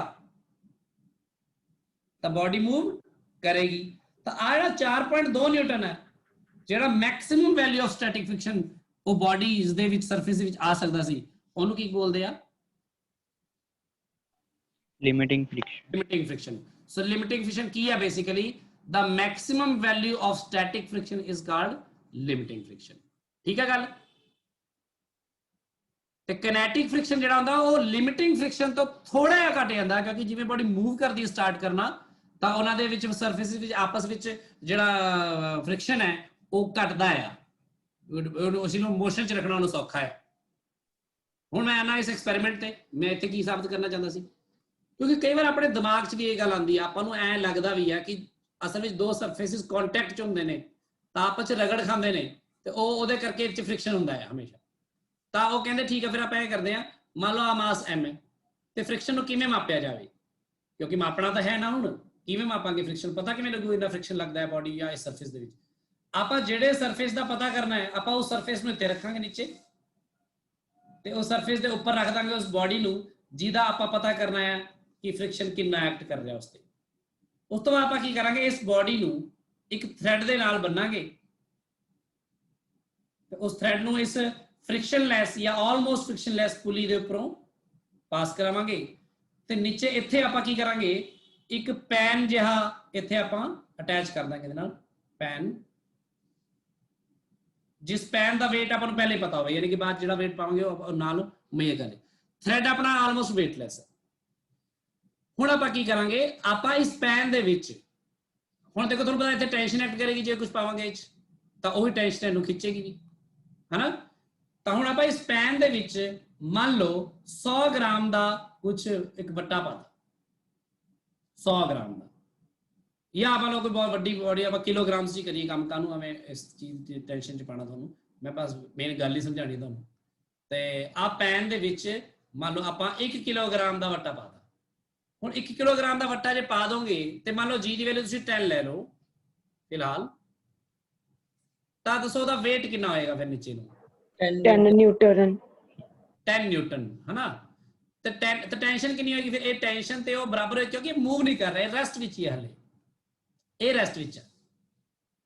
ਤਾਂ ਮਤਲਬ 10 ਨਿਊਟਨ ਇੱਥੇ ਲੱਗ ਰਿਹਾ ਤਾਂ ਇਹਦੇ 10 ਨਿਊਟਨ ਇਹ ਵੀ ਹੋਏਗਾ ਕਿਉਂਕਿ 10 ਨਿਊਟਨ ਨੀਚੇ weight ਆ, ਹਨਾ, ਤਾਂ ਹੀ ਤਾਂ ਰੈਸਟ ਵਿੱਚ ਆ। Yes sir. ਤੇ ਆ 10 ਨਿਊਟਨ ਹੈ ਤਾਂ ਤੁਹਾਨੂੰ ਪਤਾ ਆ ਥ੍ਰੈਡ ਕਿਉਂਕਿ ਦੋਨੋਂ ਜੁੜੇ ਹੋਏ ਨੇ ਫ੍ਰਿਕਸ਼ਨਲੈਸ ਪੁਲੀ ਦਾ, ਆ ਫੋਰਸ ਕਿੰਨਾ ਹੈ, ਆ ਵੀ 10 ਨਿਊਟਨ। 10 ਨਿਊਟਨ ਫੋਰਸ ਦੇ ਕਰਕੇ ਇਹ ਮਾਸ ਹਿੱਲਿਆ ਹੀ ਨਹੀਂ ਹੈ, ਇਹਦਾ ਮਤਲਬ ਕਿਉਂਕਿ ਆ ਰੈਸਟ ਵਿੱਚ ਆ ਤਾਂ ਆ ਵੀ ਰੈਸਟ ਵਿੱਚ ਹੀ ਹੋਏਗਾ। Yes sir. ਆ ਮਾਸ ਕਿਉਂ ਨਹੀਂ ਹਿੱਲਿਆ ਹੈਗਾ, ਕਿਉਂਕਿ ਇਹਨੂੰ ਪਿੱਛੇ ਫ੍ਰਿਕਸ਼ਨ ਲੱਗ ਰਹੀ ਹੈ 10 ਨਿਊਟਨ। 10 ਨਿਊਟਨ ਐਗਜ਼ੈਕਟਲੀ, ਇਹ 10 ਨਿਊਟਨ ਲੱਗ ਰਹੀ ਹੈ। ਹੁਣ ਇਹ ਮੂਵ ਨਹੀਂ ਕੀਤਾ, ਆਪਾਂ ਕਿਹਾ ਵੀ ਆਹ ਸਟੈਟਿਕ ਫ੍ਰਿਕਸ਼ਨ ਹੈਗੀ 10 ਨਿਊਟਨ। ਹੁਣ ਮੈਂ ਕੀ ਕੀਤਾ, ਮੈਂ ਕਿਹਾ ਐ ਕਰੋ ਇਹ 'ਚ ਅੱਧਾ ਕਿਲੋ ਦਾ ਵੱਟਾ ਹੋਰ ਪਾਓ, ਜਾਂ ਵੈਸੇ ਬਹੁਤ ਥੋੜਾ ਥੋੜਾ ਕਰਕੇ ਪਾਉਂਦੇ ਆਪਾਂ, 10-10 ਗ੍ਰਾਮ ਕਰਕੇ ਵੀ ਪਾ ਸਕਦੇ ਆ। ਐਕਸਪੈਰੀਮੈਂਟ ਕਰਦੇ ਹੋਏ ਤਾਂ ਪੂਰਾ ਉਹੀ ਤੇ ਜ਼ੋਰ ਦੇਵਾਂਗੇ ਨਾ, ਤੁਹਾਨੂੰ ਸਮਝਾਉਣ ਲਈ ਮੈਂ ਕਹਿ ਰਿਹਾ। ਮੰਨ ਲਓ ਵਧਾਈ ਗਏ ਮੰਨ ਲਓ 2.5 ਕਿਲੋ ਪਾਤਾ, ਹੁਣ 2.5 ਕਿਲੋ ਪਾਏ ਤੇ ਇਹ ਨੀਚੇ ਨੂੰ ਕਿੰਨਾ ਹੋ ਜਾਏਗਾ, 25 ਨਿਊਟਨ, ਹਨਾ। ਤੇ ਯੈਸ ਸਰ 25 ਨਿਊਟਨ ਤੇ ਆ ਵੀ 25 ਨਿਊਟਨ ਹੋ ਜਾਏਗਾ।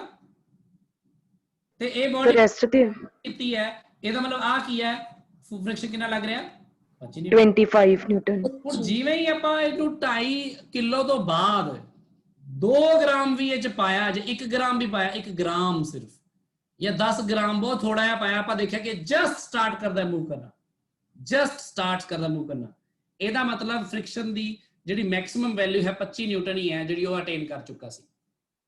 ਤੇ ਜਿਵੇਂ ਹੀ ਟੈਂਸ਼ਨ 25 ਨਿਊਟਨ ਤੋਂ ਥੋੜੀ ਜਿਹੀ ਵੀ ਵਧੀ, 25.01 ਵੀ ਹੋਈ, ਹਨਾ, ਕਿਉਂਕਿ ਆਪਾਂ ਥੋੜਾ ਜਿਹਾ weight ਵੀ ਪਾਇਆ, 2 ਗ੍ਰਾਮ ਵੀ ਪਾਇਆ, ਉਹ ਬੋਡੀ ਜਸਟ ਸਟਾਰਟ ਕਰਦੀ ਮੂਵ ਕਰਨਾ, ਯਾਨੀ ਫ੍ਰਿਕਸ਼ਨ ਦੀ ਮੈਕਸਿਮਮ ਲਿਮਿਟ ਰੀਚ ਹੋ ਚੁੱਕੀ ਹੈ। ਤਾਂ ਆਪਾਂ ਕਹਾਂਗੇ ਲਿਮਿਟਿੰਗ ਫ੍ਰਿਕਸ਼ਨ ਜਿਹੜੀ ਹੈ, ਇਹਨੂੰ ਸਟੈਟਿਕ ਨਹੀਂ ਬੋਲ ਰਿਹਾ ਮੈਂ, ਇਹਨੂੰ ਲਿਮਿਟਿੰਗ ਬੋਲ ਰਿਹਾ, ਜਾਂ ਫਿਰ ਇਹਨੂੰ ਮੈਂ ਸਟੈਟਿਕ ਫ੍ਰਿਕਸ਼ਨ ਦੀ ਮੈਕਸਿਮਮ ਵੈਲਿਊ ਬੋਲ ਰਿਹਾ। ਤੁਸੀਂ F ਦੇ ਨੀਚੇ S ਪਾ ਕੇ ਉੱਪਰ ਮੈਕਸਿਮਮ ਪਾ ਦਿਓ, ਜਾਂ ਫਿਰ F ਦੇ ਨੀਚੇ ਇਕੱਲਾ L ਪਾ ਦਿਓ, ਤਾਂ ਇਹ ਦੋਨੋਂ ਇੱਕੋ ਹੀ ਗੱਲਾਂ ਨੇ, ਕਿਉਂਕਿ ਸਟੈਟਿਕ ਫ੍ਰਿਕਸ਼ਨ ਦੀ ਮੈਕਸਿਮਮ ਵੈਲਿਊ ਕੀ ਹੈ, ਲਿਮਿਟਿੰਗ। ਸਟੈਟਿਕ ਕਿਉਂ ਕਹਿ ਰਹੇ ਸਾਰੇ ਫ੍ਰਿਕਸ਼ਨ ਨੂੰ, ਮਤਲਬ 10 ਨਿਊਟਨ ਵੀ ਸਟੈਟਿਕ ਫ੍ਰਿਕਸ਼ਨ ਸੀ, 11 ਵੀ 12 ਵੀ 20 ਵੀ 25 ਵੀ 22 ਵੀ, ਕਿਉਂਕਿ ਉਹਨਾਂ ਤੇ ਬੋਡੀ ਮੂਵ ਥੋੜੀ ਕੀਤੀ ਸੀ, ਯਾਨੀ ਕਿ ਉਹਨਾਂ ਕੁ ਫ੍ਰਿਕਸ਼ਨ ਉਹ 'ਚ ਲੱਗ ਰਿਹਾ ਸੀ, ਬੋਡੀ ਨੂੰ ਮੂਵ ਨਹੀਂ ਹੋਣ ਦੇ ਰਿਹਾ ਸੀ, ਸਟੈਟਿਕ। ਸੋ ਸਟੈਟਿਕ ਫ੍ਰਿਕਸ਼ਨ। ਸੋ ਜਦੋਂ ਸਟੈਟਿਕ ਦੀ ਹੱਦ ਪਾਰ ਹੋ ਗਈ ਕਿ ਵੀ ਬਈ ਇੰਨਾ ਹੋ ਗਿਆ ਬਈ ਹੁਣ ਇਸ ਤੋਂ ਬਾਅਦ ਫ੍ਰਿਕਸ਼ਨ ਨਹੀਂ ਸੰਭਾਲ ਸਕਦਾ, ਹੁਣ ਜੇ ਤੁਸੀਂ ਟੈਂਸ਼ਨ ਵਧਾਈ ਮਾੜੀ ਜੀ ਵੀ ਆ, ਫੋਰਸ ਅਪਲਾਈਡ ਫੋਰਸ ਦਾ ਕੰਮ ਇੱਥੇ ਟੈਂਸ਼ਨ ਕਰਦੀ ਹੈ, ਤਾਂ ਉਹਨੇ ਤੁਰ ਪੈਣਾ। मूव कर लेना।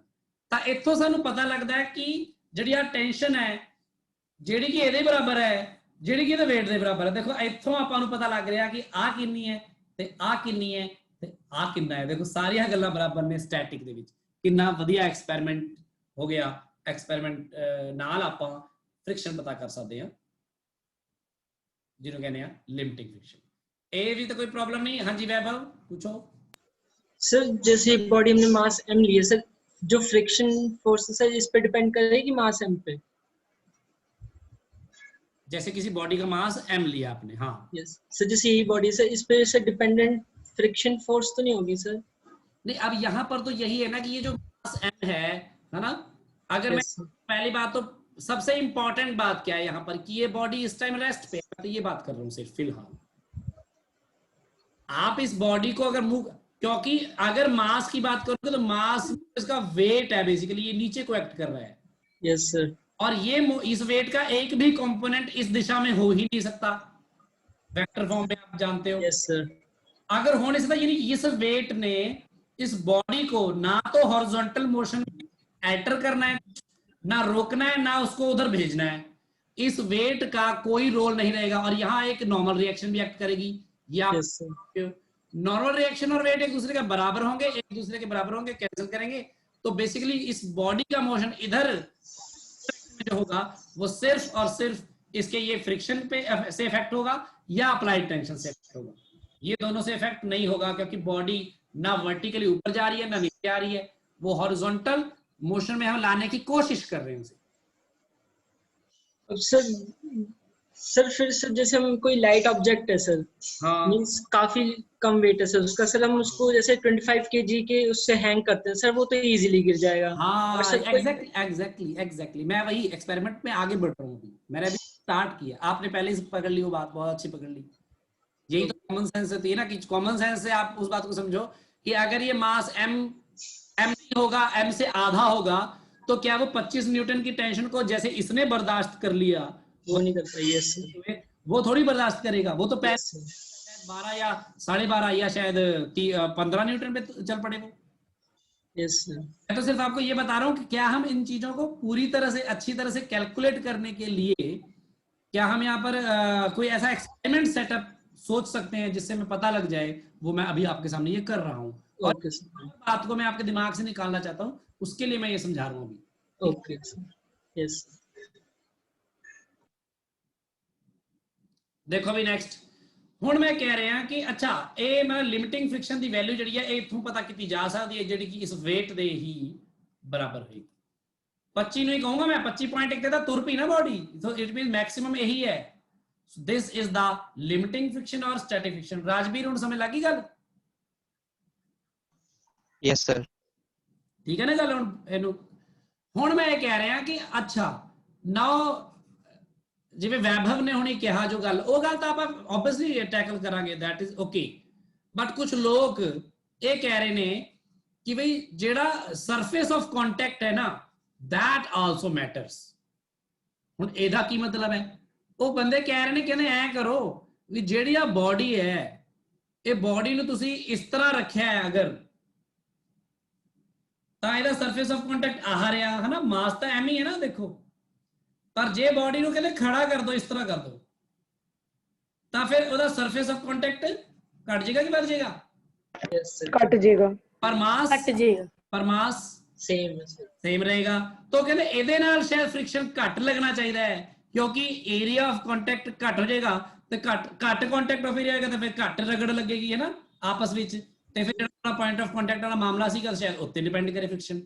ਤਾਂ ਉਹਨਾਂ ਨੇ ਕੀ ਕੀਤਾ, ਉਹ ਕਹਿੰਦੇ ਆਹ ਗੱਲ ਨੂੰ ਵੈਰੀਫਾਈ ਕਰਨ ਲਈ ਤੁਸੀਂ ਐ ਕਰੋ, ਐ ਨਾ ਕਰੋ, ਤੁਸੀਂ ਆਪਾਂ ਇੱਕ ਨਵੀਂ ਤਰ੍ਹਾਂ ਕਰ ਲੈਣਾ ਐਕਸਪੈਰੀਮੈਂਟ। ਕਿਵੇਂ ਕਰਦੇ ਆ? ਉਹ ਕਹਿੰਦੇ ਐ ਕਰੋ, ਇੱਕ ਬੋਡੀ ਲਓ ਮਾਸ m ਦੀ ਉਹੀ ਵਾਲੀ ਜੋ ਪਹਿਲਾਂ ਸੀ, ਉਸ ਦੇ ਉੱਪਰ ਇੱਕ ਹੋਰ ਬੋਡੀ ਲਿਆ ਕੇ ਰੱਖ ਦਿਓ m ਦੀ, ਤਾਂ ਕਿ ਜਿਹੜਾ ਕੰਟੈਕਟ ਹੋਵੇ, ਕੰਟੈਕਟ ਇੱਥੇ ਉਨਾ ਹੀ ਰਵੇ ਜਿੰਨਾ ਪਹਿਲਾਂ ਸੀ। ਆ ਦੇਖੋ, ਤੇ ਫਿਰ ਉਹ ਕਹਿ ਰਹੇ ਨੇ ਕਿ ਤੁਸੀਂ ਕੀ ਕਰੋ, ਇੱਥੇ ਤੁਸੀਂ ਇਸ ਨੂੰ ਫਿਰ ਉਸ ਤਰ੍ਹਾਂ ਹੀ ਪੁਲੀ ਦੇ ਉੱਪਰ ਇੱਕ ਥ੍ਰੈਡ ਲਓ ਐਂਡ ਨੀਚੇ ਲਟਕਾ ਦਿਓ ਇੱਕ ਪੈਨ ਜਿਹਦੇ ਵਿੱਚ ਤੁਸੀਂ weights ਪਾ ਸਕੋ, ਐਂਡ ਪੈਨ ਦਾ weight ਇਨਕਲੂਡ ਕਰਦੇ ਹੋਏ। ਹੁਣ ਕਿਉਂਕਿ m ਜਿਹੜਾ ਪਹਿਲਾ ਵਾਲਾ ਸੀਗਾ 25 ਨਿਊਟਨ ਤੇ ਤੁਰ ਪਿਆ ਸੀ, ਹੁਣ ਜਦੋਂ ਉਹਨਾਂ ਨੇ ਇਹ ਐਕਸਪੈਰੀਮੈਂਟ ਕਰਕੇ ਦੇਖਿਆ ਤਾਂ ਉਹ ਵਾਟ ਡੂ ਯੂ ਐਕਸਪੈਕਟ ਕਿੰਨੇ weight ਤੇ ਤੁਰ ਜਾਣਾ ਚਾਹੀਦਾ ਉਹਨੂੰ 2.5 किलो ਤੇ ਕਿ 5 किलो ਤੇ ਹੁਣ वैभव यस सर। अब कितने किलोग्राम पे चलना चाहिए 2.5 किलो पे चल पड़ा था ना एक यस अब सर, एक अब ज्यादा चाहिए होगा सर। हाँ जी सर अब ज्यादा चाहिए होगा इसे। 5 kg एग्जैक्टली मिला यस सर। वो करके देख लिया उन्होंने मान लो 5 kg। तो इससे पता लगा कि यानी अगर मास डबल हुआ है ना यानी कि बेसिकली वेट डबल हुआ और नॉर्मल रिएक्शन डबल हुआ है ना तो यस सर। क्या फ्रिक्शन। एक तो ये बात हमने सीख ली यहां से क्लियर है यस सर। ठीक है। ਉਸ ਤੋਂ ਬਾਅਦ ਉਹਨਾਂ ਨੇ ਕੀ ਕੀਤਾ ਵੀ ਆਹ ਜਿਹੜੀ ਗੱਲ ਹੈ ਆ ਸਰਫੇਸ ਆਫ ਕੰਟੈਕਟ ਦੇਖਣ ਲਈ ਉਹਨਾਂ ਨੇ ਕੀ ਕੀਤਾ ਹੁਣ ਆ ਜਿਹੜਾ ਦੂਜਾ ਐਮ ਹੈ ਉਹ ਉੱਥੇ ਰੱਖਣ ਦੀ ਬਜਾਏ ਉਹਨਾਂ ਨੇ ਦੂਜਾ ਐਮ ਇਹਦੇ ਨਾਲ ਪਿੱਛੇ ਬੰਨਤਾ ਇੱਥੇ। ਹੁਣ ਜੇ ਦੂਜਾ ਐਮ ਇਸ ਤਰ੍ਹਾਂ ਬੰਨਤਾ ਤਾਂ ਇਹਦੇ ਨਾਲ ਵੀ ਟੋਟਲ ਬਾਡੀ ਜਿਹੜੀ ਖਿੱਚਣੀ ਹੈ ਉਹ ਤਾਂ ਫਿਰ 2m ਮਾਸ ਹੀ ਰਿਹਾ ਨਾ ਪਰ ਏਰੀਆ ਆਫ ਕੰਟੈਕਟ ਪਹਿਲਾਂ ਨਾਲੋਂ ज्यादा हो गया। then they were expecting that if area of contact matters then it means ਉਹ ਕਹਿ ਰਹੇ ਨੇ ਕਿ ਇਹਦਾ ਮਤਲਬ ਇੱਥੇ ਆਪਣਾ ਜੋ 5 kg ਨਾਲ ਪਹਿਲਾਂ ਮੂਵ ਕਰ ਰਿਹਾ ਸੀ ਤਾਂ ਹੁਣ 5 kg ਤੋਂ ਥੋੜਾ ਜ਼ਿਆਦਾ ਹੋਣਾ ਚਾਹੀਦਾ ਨਹੀਂ ਠੀਕ ਹੈ ਨਾ ਪਰ ਆਇਆ 5 kg again.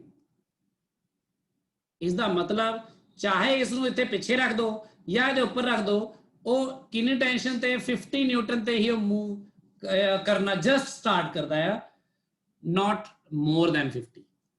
it means area of contact matter नहीं करता क्योंकि area of contact basically उन्ना ਹੁੰਦਾ ही नहीं है। फिर ਉਹ ਕਹਿੰਦੇ ਇਹਦਾ ਮਤਲਬ ਜਿਹੜਾ ਫ੍ਰਿਕਸ਼ਨ ਹੈ ਫਿਰ ਫ੍ਰਿਕਸ਼ਨ ਕਿਸ ਤੇ ਡਿਪੈਂਡ ਕਰਦਾ ਹੈ। ਫਿਰ ਇਸ ਦੇ ਲਈ ਕੁਝ ਆਪਣੇ ਹੋਰ ਵੀ ਐਕਸਪੈਰੀਮੈਂਟਸ ਕੀਤੇ ਜਾ ਸਕਦੇ ਨੇ ਜਿੱਥੇ ਕਿ ਮਾਸ ਜਿਹੜਾ ਹੈ weight ਹੈ। ਹੁਣ ਅੱਛਾ ਇੱਕ ਹੋਰ ਗੱਲ now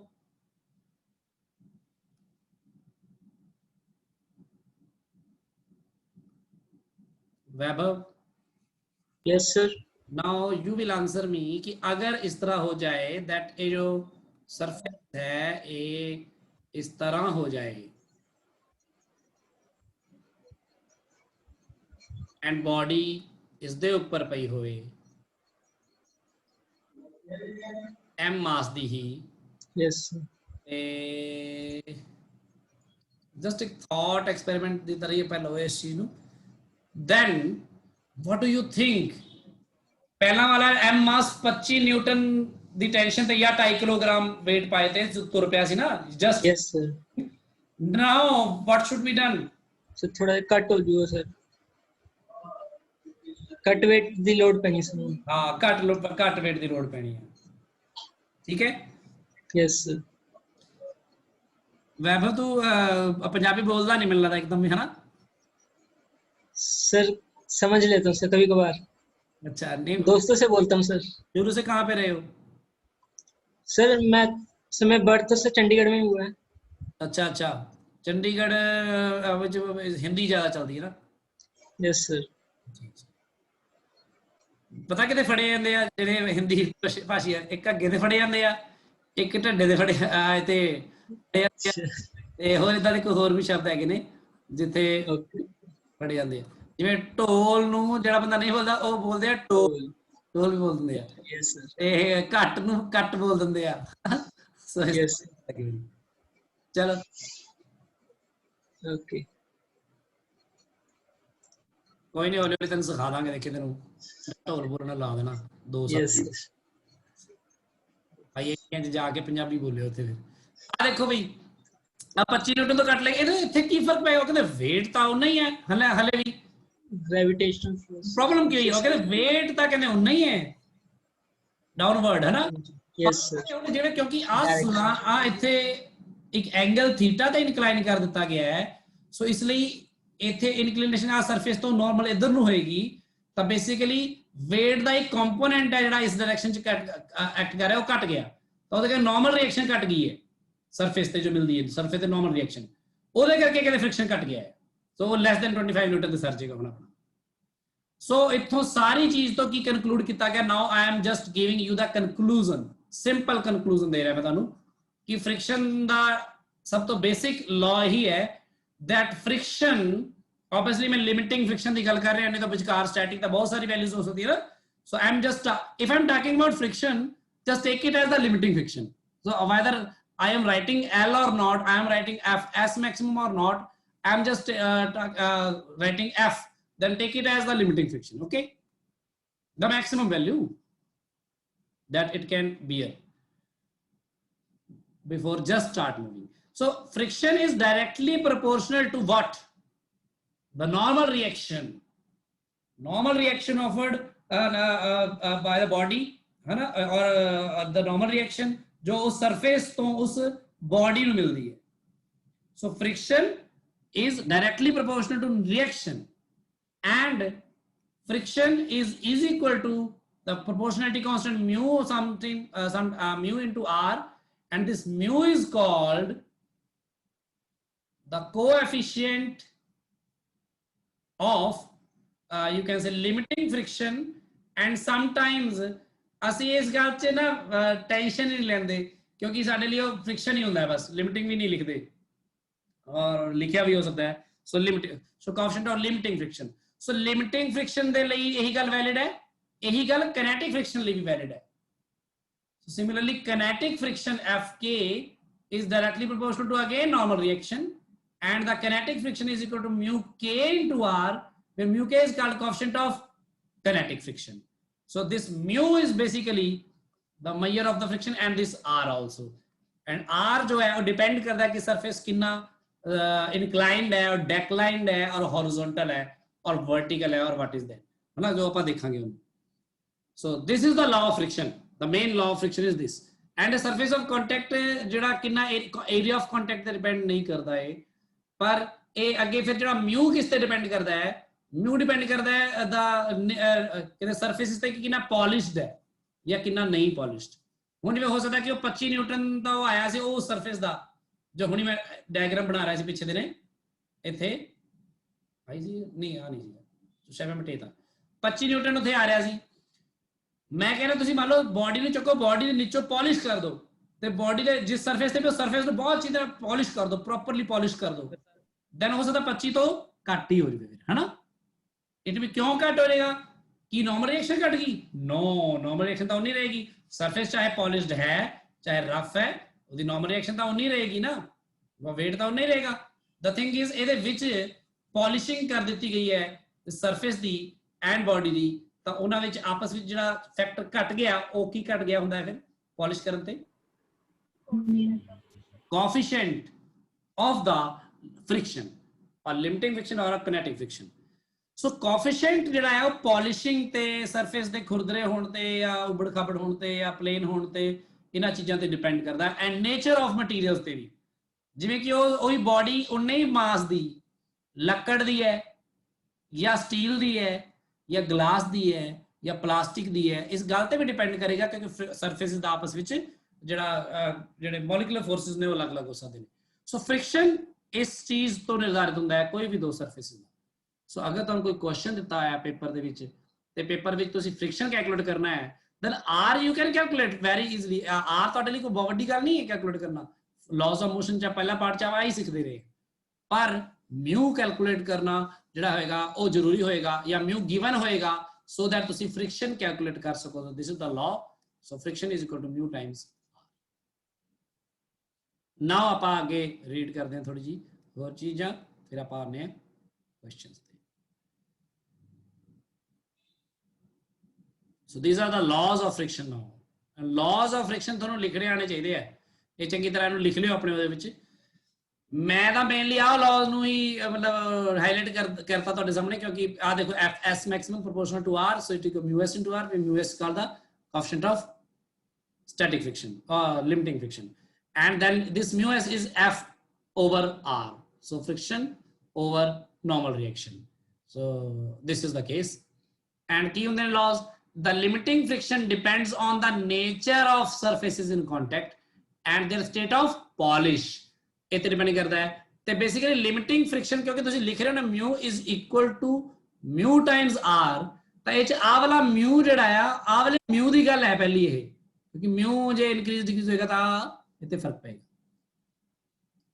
limiting friction acts tangential to the two surfaces in contact and in the direction of opposite to the motion of the body. And the value of limiting friction is independent of the area of surface in contact. A third the मैं experimental demonstration बारे थोड़ा दस्या होनी, जो मैं दस्या होनी, it was about the third point that it does not, it is independent of the area of surfaces in contact, so long as the normal reaction remains constant. So जब तक normal reaction same है, उਦੋਂ तक वो independent of that area of contact है, क्योंकि कोई बच्चा सोच सकता है किसी numerical ਦੇ ਵਿੱਚ कि अगर m ਦੇ ਉੱਪਰ m ਰੱਖਿਆ ਤਾਂ friction ਕੁਝ ਹੋ ਰਹੇਗਾ, अगर m ਦੇ ਨਾਲ m ਰੱਖਤਾ ਤੇ area of contact ਵੱਧਦਾ friction ਵੱਧ ਜਾਏਗਾ। नहीं, friction ਇਸ ਤੇ depend नहीं करेगा ਜਦੋਂ ਤੱਕ कि normal reaction same है। सो कोई बॉडी ਨੂੰ ਤੁਸੀਂ इस तरह रखो या बॉडी ਨੂੰ इस तरह खड़ा कर दो, ठीक है, या इस तरह रख दो हॉरिजॉन्टल, बट डजंट मैटर जब तक उसका मास सेम है या फ्रिक्शन सेम है। And fourth point is the main point जो आप यूज करते हैं न्यूमेरिकल्स, बाकी चीजें आ तीनों चीजें न्यूमेरिकल्स नहीं यूज करते, जस्ट थ्योरेटिकल अंडरस्टैंडिंग ਲਈ ਸੀ that friction is directly proportional to the normal reaction between the two surfaces. So this one, and these are the laws of limiting friction ना। similarly laws of kinetic friction भी ने, तो kinetic friction ਜਿਹੜਾ ਉਹ oppose करता है relative motion ਨੂੰ, ठीक है, and has a constant value depending upon the nature of the two surfaces in contact. Value of kinetic friction independent of the area of contact, ਉਹੀ ਗੱਲ ਜਿਹੜੀ ਉੱਪਰ ਕਹੀ ਸੀ। Kinetic friction does not depend on velocity provided the velocity is neither too large nor too small. So ਇੱਕ reasonable velocity ਦੇ ਵਿੱਚ ਆਪਾਂ ਜਿਹੜਾ ਕਿ ਆਪਣੇ numericals ਵਿੱਚ ਜ਼ਿਆਦਾਤਰ ਹੁੰਦੀ ਆ, ਤਾਂ ਆਪਾਂ kinetic friction ਨੂੰ ਮੰਨ ਲਾਂਗੇ velocity dependent ਨਹੀਂ ਹੁੰਦਾ ਉਹ। And the value of kinetic friction is directly proportional to the normal reaction, again same. So कुछ भी बदलता नहीं है। ते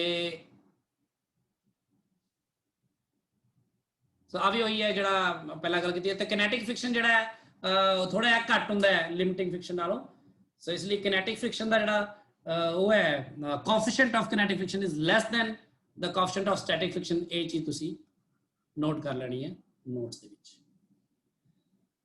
Now the thing is angle of friction ਕੀ ਹੁੰਦਾ ਹੈ। angle of friction ਦੇ ਲਈ ਆਪਾਂ ਫਿਰ ਆਪਾਂ ਉੱਥੇ ਆਨੇ ਆ।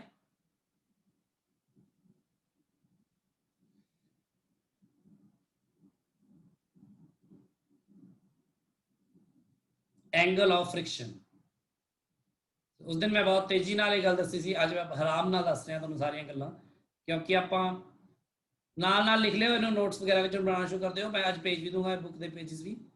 एंगल ऑफ फ्रिक्शन, कई बार एंगल ऑफ फ्रिक्शन तो बच्चे कन्फ्यूज हो जाते हैं कि ये कोई एंगल बन रहा होएगा शायद बॉडी की सरफेस से या बॉडी की इंक्लाइन डिक्लाइन मोशन से, इदा कुछ नहीं है। Angle of friction can be defined for the horizontal surface also. तो एंगल ऑफ फ्रिक्शन किवें डिफाइन करते हैं आप मान लेंदे हाँ कि मान लो एक सरफेस है जिहदे उपर बॉडी मूव करती है या स्लाइड करेगी, इस सरफेस के उपर कोई बॉडी इत्थे आपां रख दिंदे सामने,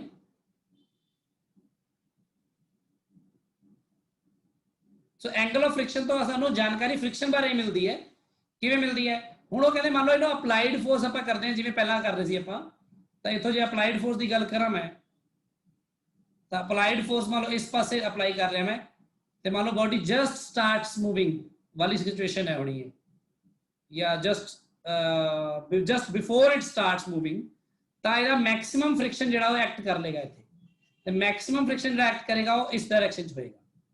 it is let the maximum friction that it can have, it can generate, आ फ्रिक्शन हो गया। तो बॉडी की नॉर्मल रिएक्शन होंगी है इत्थे, नॉर्मल रिएक्शन तुहाडी आया, ऑब्वियसली वेट भी एक्ट करेगा, पर मैं नॉर्मल रिएक्शन की गल कर रहा जिहड़ा कि वेट के बराबर होएगा।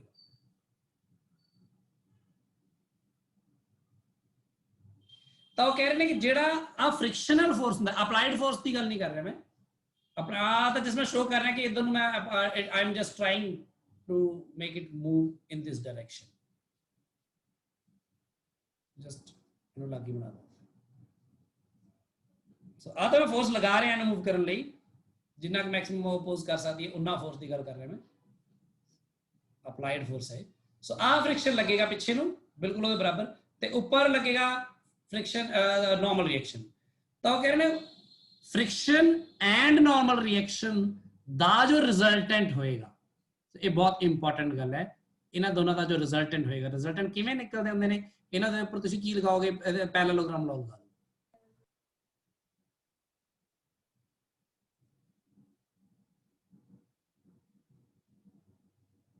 ਤਾਂ ਬੇਸਿਕਲੀ ਗੱਲ ਇਹ ਹੁੰਦੀ ਹੈ ਕਿ ਜਿਹੜਾ ਫ੍ਰਿਕਸ਼ਨ ਹੁੰਦਾ ਤੁਹਾਡਾ ਤੇ ਨਾਰਮਲ ਰਿਐਕਸ਼ਨ ਜਿਹੜੀ ਲੱਗ ਰਹੀ ਹੁੰਦੀ ਬਾਡੀ ਦੇ ਉੱਪਰ ਇਹਨਾਂ ਦੋਨਾਂ ਦਾ ਇੱਕ ਰਿਜ਼ਲਟੈਂਟ ਹੁੰਦਾ ਆ ਤੇ ਉਹ ਰਿਜ਼ਲਟੈਂਟ ਜਿਹੜਾ ਆ ਹੁੰਦਾ ਆ ਉਸ ਰਿਜ਼ਲਟੈਂਟ ਦਾ ਵਰਟੀਕਲ ਦੇ ਨਾਲ ਸੌਰੀ ਨਾਰਮਲ ਰਿਐਕਸ਼ਨ ਦੇ ਨਾਲ ਜੋ ਐਂਗਲ ਬਣਦਾ ਹੈ ਆ ਵਾਲਾ ਉੱਪਰ ਇਸ ਨੂੰ ਕਹਿੰਦੇ ਨੇ angle of friction angle of friction ਨੂੰ ਆਪਾਂ ਥੀਟਾ ਨਾਲ ਡਿਨੋਟ ਕਰ ਰਹੇ ਹਾਂ ਸੋ ਇਹ ਬੜਾ ਇੰਪੋਰਟੈਂਟ ਹੈ ਹੁਣ ਇਹਨੂੰ ਐਂਗਲ ਆਫ ਫ੍ਰਿਕਸ਼ਨ ਕਹਿੰਦੇ ਆਪਾਂ ਤੇ ਇਹਨੂੰ ਆਪਾਂ ਡਿਫਾਈਨ ਕਰਦੇ ਤਾਂ angle of friction is defined as the angle ਦੇਖੋ ਇਹ ਲਿਖਣਾ ਬਹੁਤ ਸਫਾਈ ਨਾਲ ਆ ਪੇਪਰ 'ਚ the angle of friction is defined as the angle between the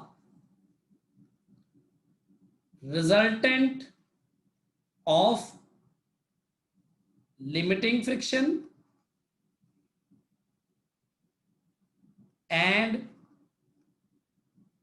normal reaction. So angle between resultant of these two and the angle which the resultant of limiting friction and normal reaction makes with normal reaction. So normal reaction द्वारा आएगा क्योंकि इन्हां दोनों का resultant जिहड़ा आया वो normal reaction ना जिहड़ा angle बना रहा है वो आ ਇਹਦਾ ਮੈਗਨੀਟਿਊਡ ਅਗਰ f ਹੈ ਤਾਂ ਇਹਦਾ ਮੈਗਨੀਟਿਊਡ ਵੀ f ਹੋਏਗਾ ਸੋ ਤੁਸੀਂ ਇਸ ਥੀਟਾ ਦਾ tan ਥੀਟਾ ਪਤਾ ਕਰ ਸਕਦੇ ਹੋ ਇੱਥੇ देयरफॉर ਜਿਹੜਾ tan ਥੀਟਾ ਹੋਏਗਾ ਉਹ ਕੀ ਹੋਏਗਾ perpendicular upon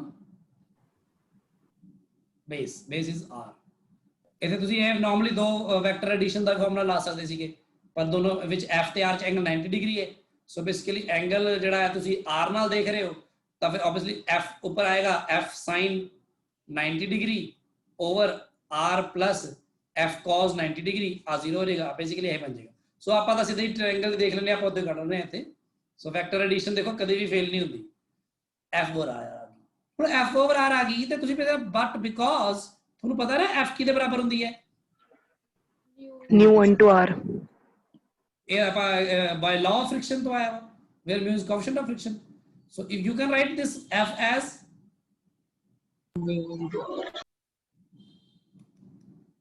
the coefficient of friction, that's why this theta is important because this theta gives you the coefficient of friction that will give you actually friction कितना है.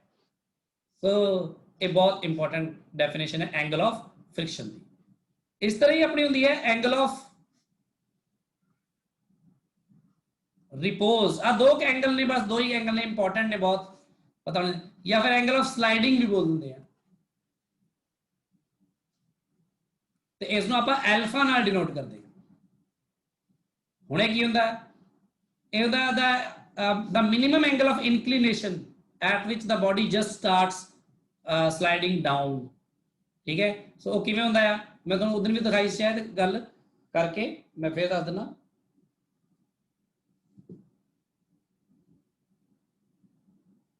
प्रैक्टिकली चीज़ों को समझ लिया करो बस बहुत ही बड़ी नहीं होती.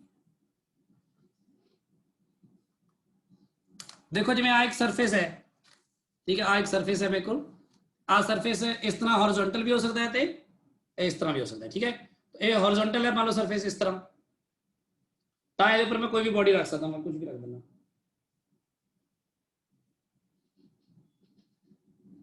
आ रख देने रिमोट ठीक है आ रिमोट ये पर पिया एंड देखो ये बिल्कुल आराम नाल पिया इत्थे पिया रहेगा हॉरिजॉन्टल सरफेस ते एने नहीं किते जाना पर जे मैं इस सरफेस को थोड़ा ऐ कर दवां देखो एक एंगल ते इंक्लाइन करता है ना तो ये सरफेस हले भी पिया होया बॉडी ਜੇ ਇਹਨੂੰ ਵਧਾਈ ਜਾਵਾਂਗਾ ਜਿਹੜੇ ਆ ਦੇਖੋ ਜਿਹੜੇ ਐਂਗਲ ਤੇ ਸਲਾਈਡ ਕਰਨਾ ਸ਼ੁਰੂ ਕਰ ਗਿਆ ਨਾ, ਜਸਟ ਸਟਾਰਟ ਕੀਤਾ ਸਲਾਈਡ ਕਰਨਾ, ਉਸ ਨੂੰ ਆਪਾਂ ਕੀ ਕਵਾਂਗੇ? ਇਹਦੇ ਪਰ ਕੋਈ ਬੋਡੀ ਪਈ ਆ, ਉਹ ਪਈ ਰਹਿ ਸਕਦੀ ਹੈ, ਉਹਦਾ ਇੱਥੇ ਹਾਂ ਹੁਣ ਸਲਾਈਡ ਕਰਨ ਲੱਗ ਗਈ। ਜਿੱਥੋਂ ਸਲਾਈਡ ਕਰਨਾ ਸਟਾਰਟ ਕਰਦੇ ਉਹਨੂੰ ਕਹਿੰਦੇ ਐਂਗਲ ਆਫ ਸਲਾਈਡਿੰਗ। ਕੋਈ ਕੁਝ ਬੋਲ ਰਿਹਾ?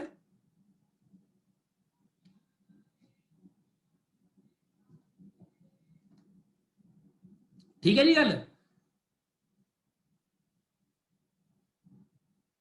ਸੋ ਬਿਲਕੁਲ ਇਸੇ ਤਰ੍ਹਾਂ ਹੀ ਇੱਥੇ ਵੀ ਦੇਖੋ ਐਂਗਲ ਆਫ ਸਲਾਈਡਿੰਗ ਕੀ ਹੈ, ਉਹ ਕਹਿੰਦੇ ਕੋਈ ਬੇਸਿਕਲੀ ਆ ਇੱਕ ਜਿੱਧਰ ਮਰਜ਼ੀ ਨੂੰ ਦੇਖੋ, ਇੱਧਰ ਨੂੰ ਵੀ ਕਰ ਸਕਦੇ ਤੁਸੀਂ, ਠੀਕ ਹੈ, ਜਾਂ ਇੱਧਰ ਨੂੰ ਵੀ ਕਰ ਸਕਦੇ, ਇੱਧਰ ਨੂੰ ਵੀ ਕਰ ਸਕਦੇ, ਜਿੱਦਾਂ ਮਰਜ਼ੀ ਕਰ ਸਕਦੇ ਹੋ, ਕੋਈ ਫਰਕ ਨਹੀਂ ਪੈਂਦਾ ਉਹਦੇ ਨਾਲ।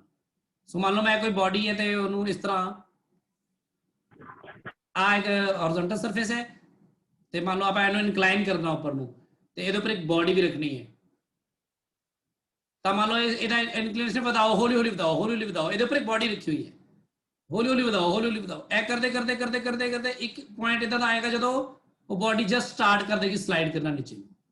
ਮੰਨ ਲਓ ਆ ਇਸ ਐਂਗਲ ਤੇ ਆ ਗਈ ਤੇ ਹੁਣ ਇੱਥੋਂ ਬੋਡੀ ਜਿਹੜੀ ਹੈ ਹੁਣ ਰੁਕ ਨਹੀਂ ਪਾ ਰਹੀ ਉਹਦੇ ਉੱਪਰ, ਹਾਲੇ ਤੱਕ ਰੁਕੀ, it just starts sliding down. ਤਾਂ ਆਪਾਂ ਆਹ ਵਾਲੇ ਐਂਗਲ ਨੂੰ, ਜਿਹੜਾ ਐਂਗਲ ਆਫ ਇਨਕਲੀਨੇਸ਼ਨ ਹੈ ਮਿਨੀਮਮ, ਕਿਉਂਕਿ ਇਸ ਤੋਂ ਉੱਪਰ ਕਰੋਗੇ ਫਿਰ ਤਾਂ ਪੱਕਾ ਹੀ ਮੂਵ ਕਰੇਗੀ, ਮਤਲਬ ਇਸ ਤੋਂ ਪਹਿਲਾਂ ਮੂਵ ਨਹੀਂ ਕਰ ਰਹੀ ਸੀ ਬੋਡੀ, ਐਂ ਕਰਕੇ ਉਹ ਜਸਟ ਸਲਾਈਡ ਕਰਨ ਲੱਗੀ, ਐਂਗਲ ਆਫ ਸਲਾਈਡਿੰਗ ਬੋਲਦੇ ਤਾਂ ਹੀ, ਜਾਂ ਫਿਰ ਐਂਗਲ ਆਫ ਰਿਪੋਜ਼ ਬੋਲਦੇ ਆ, ਐਲਫਾ ਨਾਲ ਡਿਨੋਟ ਕਰਦੇ ਆ। ਹੁਣ ਆਪਾਂ ਇੱਥੇ ਦੇਖਦੇ ਹਾਂ ਕਿ ਆ ਕਿਵੇਂ ਆਪਣਾ ਕੈਲਕੂਲੇਟ ਹੋਏਗਾ ਆਪਣਾ ਜਿਹੜਾ ਐਂਗਲ ਆਫ ਦਿਸ ਐਲਫਾ। ਉਹਦੇ ਲਈ ਕਹਿੰਦੇ ਕਿ ਫ੍ਰਿਕਸ਼ਨ ਦੀ ਗੱਲ ਤਾਂ ਕਰਨੀ ਪੈਣੀ ਆਪਾਂ ਨੂੰ ਇੱਥੇ ਵੀ। ਹੁਣ ਜਦੋਂ ਬੋਡੀ ਨੀਚੇ ਸਲਾਈਡ ਕਰਨ ਲੱਗ ਜਾਏਗੀ ਤਾਂ ਬੋਡੀ ਦਾ ਫ੍ਰਿਕਸ਼ਨ ਕਿੱਧਰ ਨੂੰ ਐਕਟ ਕਰੇਗਾ? ਦੇਖੋ ਇੱਧਰ ਐਕਟ ਕਰੇਗਾ ਨਾ, ਉੱਪਰ ਨੂੰ, the maximum value of friction, because ਇੱਥੇ ਮੈਕਸਿਮਮ ਵੈਲਿਊ ਕਿਉਂ? ਕਿਉਂਕਿ ਜਸਟ ਸਟਾਰਟਡ ਸਲਾਈਡਿੰਗ ਹੈ ਨਾ, ਉਸ ਤੋਂ ਪਹਿਲਾਂ ਐਫ ਘੱਟ ਸੀਗਾ, ਐਫ ਵੱਧਦਾ ਗਿਆ, ਇੱਥੇ ਇੰਨਾ ਹੋ ਗਿਆ ਕਿ ਹੁਣ ਇਸ ਤੋਂ ਜ਼ਿਆਦਾ ਨਹੀਂ ਵੱਧ ਸਕਦਾ, ਤਾਂ ਅੱਗੇ ਬੋਡੀ ਸਲਾਈਡ ਕਰਦੀ ਹੈ। ਤੇ ਬੋਡੀ ਦੇ ਉੱਪਰ ਕਿਹੜੇ ਫੋਰਸ ਹੋਰ ਐਕਟ ਕਰ ਰਹੇ ਨੇ? ਵੇਟ ਐਕਟ ਕਰ ਰਿਹਾ। ਸੋ ਬੋਡੀ ਦੇ ਉੱਪਰ ਐਕਟ ਕਰੇਗਾ ਵੇਟ ਇਜ਼ ਦਾ mg, ਤੇ ਨਾਰਮਲ ਰਿਐਕਸ਼ਨ ਦੀ ਡਾਇਰੈਕਸ਼ਨ ਵਿੱਚ ਆਪਾਂ ਕੀ ਕੀਤਾ ਸੀਗਾ? ਆਪਾਂ ਨਾਰਮਲ ਰਿਐਕਸ਼ਨ ਜਿਹੜੀ ਨਾਰਮਲ ਐਕਟ ਕਰਦੀ ਹੈ ਹਮੇਸ਼ਾ ਸਰਫੇਸ ਤੇ, ਆ ਨਾਰਮਲ ਵਾਲਾ ਆ ਪਹਿਲਾਂ ਲਾਈਨ ਹੀ ਡਰਾ ਕਰ ਲਓ ਬਸ ਜਸਟ। ਤੇ ਹੁਣ ਦੇਖੋ ਇਹਦੇ ਵਿੱਚ ਤੇ ਇਹਦੇ ਵਿੱਚ ਐਂਗਲ ਆ ਕਿੰਨਾ ਆਏਗਾ? ਆ ਵੀ ਐਲਫਾ ਹੀ ਹੋਏਗਾ, ਹੈ ਕਿ ਨਹੀਂ? Yes sir। ਇਹਦੇ ਬਾਰੇ ਮੈਂ ਰੀਜ਼ਨ ਦੇ ਚੁੱਕਾ ਹੀ ਤੁਹਾਨੂੰ ਉਧਰ ਵੀ। ਤੇ ਹੁਣ ਤੁਸੀਂ weight ਦੇ ਦੋ ਕੰਪੋਨੈਂਟ ਬਣਾਓਗੇ, weight ਦਾ ਇੱਕ ਕੰਪੋਨੈਂਟ ਤਾਂ ਬਣੇਗਾ ਇਸ ਡਾਇਰੈਕਸ਼ਨ ਦੇ ਵਿੱਚ, mg cos, ਉਹ ਬਣ ਜਾਏਗਾ mg cos, ਇੱਧਰ ਨੂੰ ਬਣੇਗਾ mg sin alpha। yes sir। ਤੇ ਤੁਸੀਂ ਦੇਖੋ ਕਿ mg sin alpha ਕਰਕੇ ਨੀਚੇ ਸਲਾਈਡ ਕਰ ਰਹੀ ਹੈ ਕਿ mg cos alpha ਕਰਕੇ? mg sin alpha। ਹਾਂ, ਤਾਂ ਬੇਸਿਕਲੀ ਇੱਥੇ ਦੇਖਿਆ ਹੋਇਆ ਤਾਂ ਇੱਥੇ ਬੋਡੀ ਜਸਟ ਸਟਾਰਟ ਕਰ ਰਹੀ ਹੈ, ਨਹੀਂ ਕਿ ਬੇਸਿਕਲੀ ਚਾਰੇ ਫੋਰਸਿਸ ਜਿਹੜੇ ਇੱਕ ਦੂਜੇ ਦੇ ਆਪੋਜ਼ਿਟ ਆ ਗਏ ਨੇ, mg ਦੇ ਦੋਨੋਂ ਕੰਪੋਨੈਂਟ ਨੂੰ ਛੱਡ ਦੋ ਹੁਣ, ਤੇ ਉਹ ਬਰਾਬਰ ਨਹੀਂ, ਯਾਨੀ ਜਿਹੜਾ ਇੱਥੇ ਫ੍ਰਿਕਸ਼ਨ ਹੋਏਗਾ ਤੁਹਾਡਾ ਉਹ ਕਿਹਦੇ ਬਰਾਬਰ ਹੋਏਗਾ? mg sin alpha ਬਰਾਬਰ ਹੋਏਗਾ ਪੂਰੀ ਤਰ੍ਹਾਂ, ਕਿਉਂਕਿ ਜਦੋਂ ਮੂਵ ਕਰਨ ਲੱਗ ਜਾਏਗਾ ਤਾਂ mg sin alpha ਵੱਡਾ ਹੋ ਜਾਏਗਾ, ਫ੍ਰਿਕਸ਼ਨ ਛੋਟਾ ਹੋ ਜਾਏਗਾ, ਤਾਂ ਹੀ ਤਾਂ ਮੂਵ ਕਰੇਗਾ ਨੀਚੇ ਨੂੰ। ਸੋ ਆਪਾਂ ਲਿਮਿਟਿੰਗ ਵੈਲਿਊ ਦੀ ਗੱਲ ਕਰ ਰਹੇ ਹਾਂ, ਜਸਟ ਸਟਾਰਟ ਸਲਾਈਡਿੰਗ ਜਨ। ਤੇ ਆ ਜਿਹੜਾ ਨਾਰਮਲ ਰਿਐਕਸ਼ਨ ਹੈ ਇੱਥੇ, ਨਾਰਮਲ ਰਿਐਕਸ਼ਨ ਦੇ ਅਗੇਂਸਟ ਕੀ ਆਪੋਜ਼ਿਟ ਕੌਣ ਹੈ? mg cos alpha। cos alpha, ਇਹ ਤਾਂ ਆ ਗਈ ਚੀਜ਼। ਹੁਣ ਆਪਾਂ ਨੂੰ ਜੇ ਦੇਖਿਆ ਜਾਵੇ ਕਿ ਆਪਾਂ ਜੇ tan alpha ਪਤਾ ਕਰਨਾ ਹੋਵੇ ਇੱਥੇ, ਤਾਂ tan alpha ਕਿਹਦੇ ਬਰਾਬਰ ਆਏਗਾ? ਇਹਨਾਂ ਦੋਨਾਂ ਨੂੰ ਡਿਵਾਈਡ ਕਰ ਦੋ 1 and 2। f by r। ਹਾਂਜੀ, ਤਾਂ ਕਿਉਂਕਿ ਡਿਵਾਈਡ ਕਰੋਗੇ mg ਕੱਟਿਆ ਜਾਏਗਾ और tan alpha बनेगा आ जाएगा, ਤੇ f by r ਚ ਫਿਰ ਤੁਹਾਨੂੰ ਪਤਾ mu, that is mu। it means ਤੁਸੀਂ ਕੋਈ ਦੋ ਸਰਫੇਸਿਸ ਦਾ mu ਇਸ ਐਂਗਲ ਤੋਂ ਵੀ ਪਤਾ ਕਰ ਸਕਦੇ ਜਿਸ ਦਾ tan ਹੈ ਨਾ mu ਦੇ ਬਰਾਬਰ ਹੁੰਦਾ ਹੈ। ਸੋ ਯਾਨੀ mu is equal to tan alpha, ਤੇ ਹੁਣੇ ਤੁਸੀਂ ਕੀ ਕੀਤਾ ਸੀ? mu is equal to tan theta।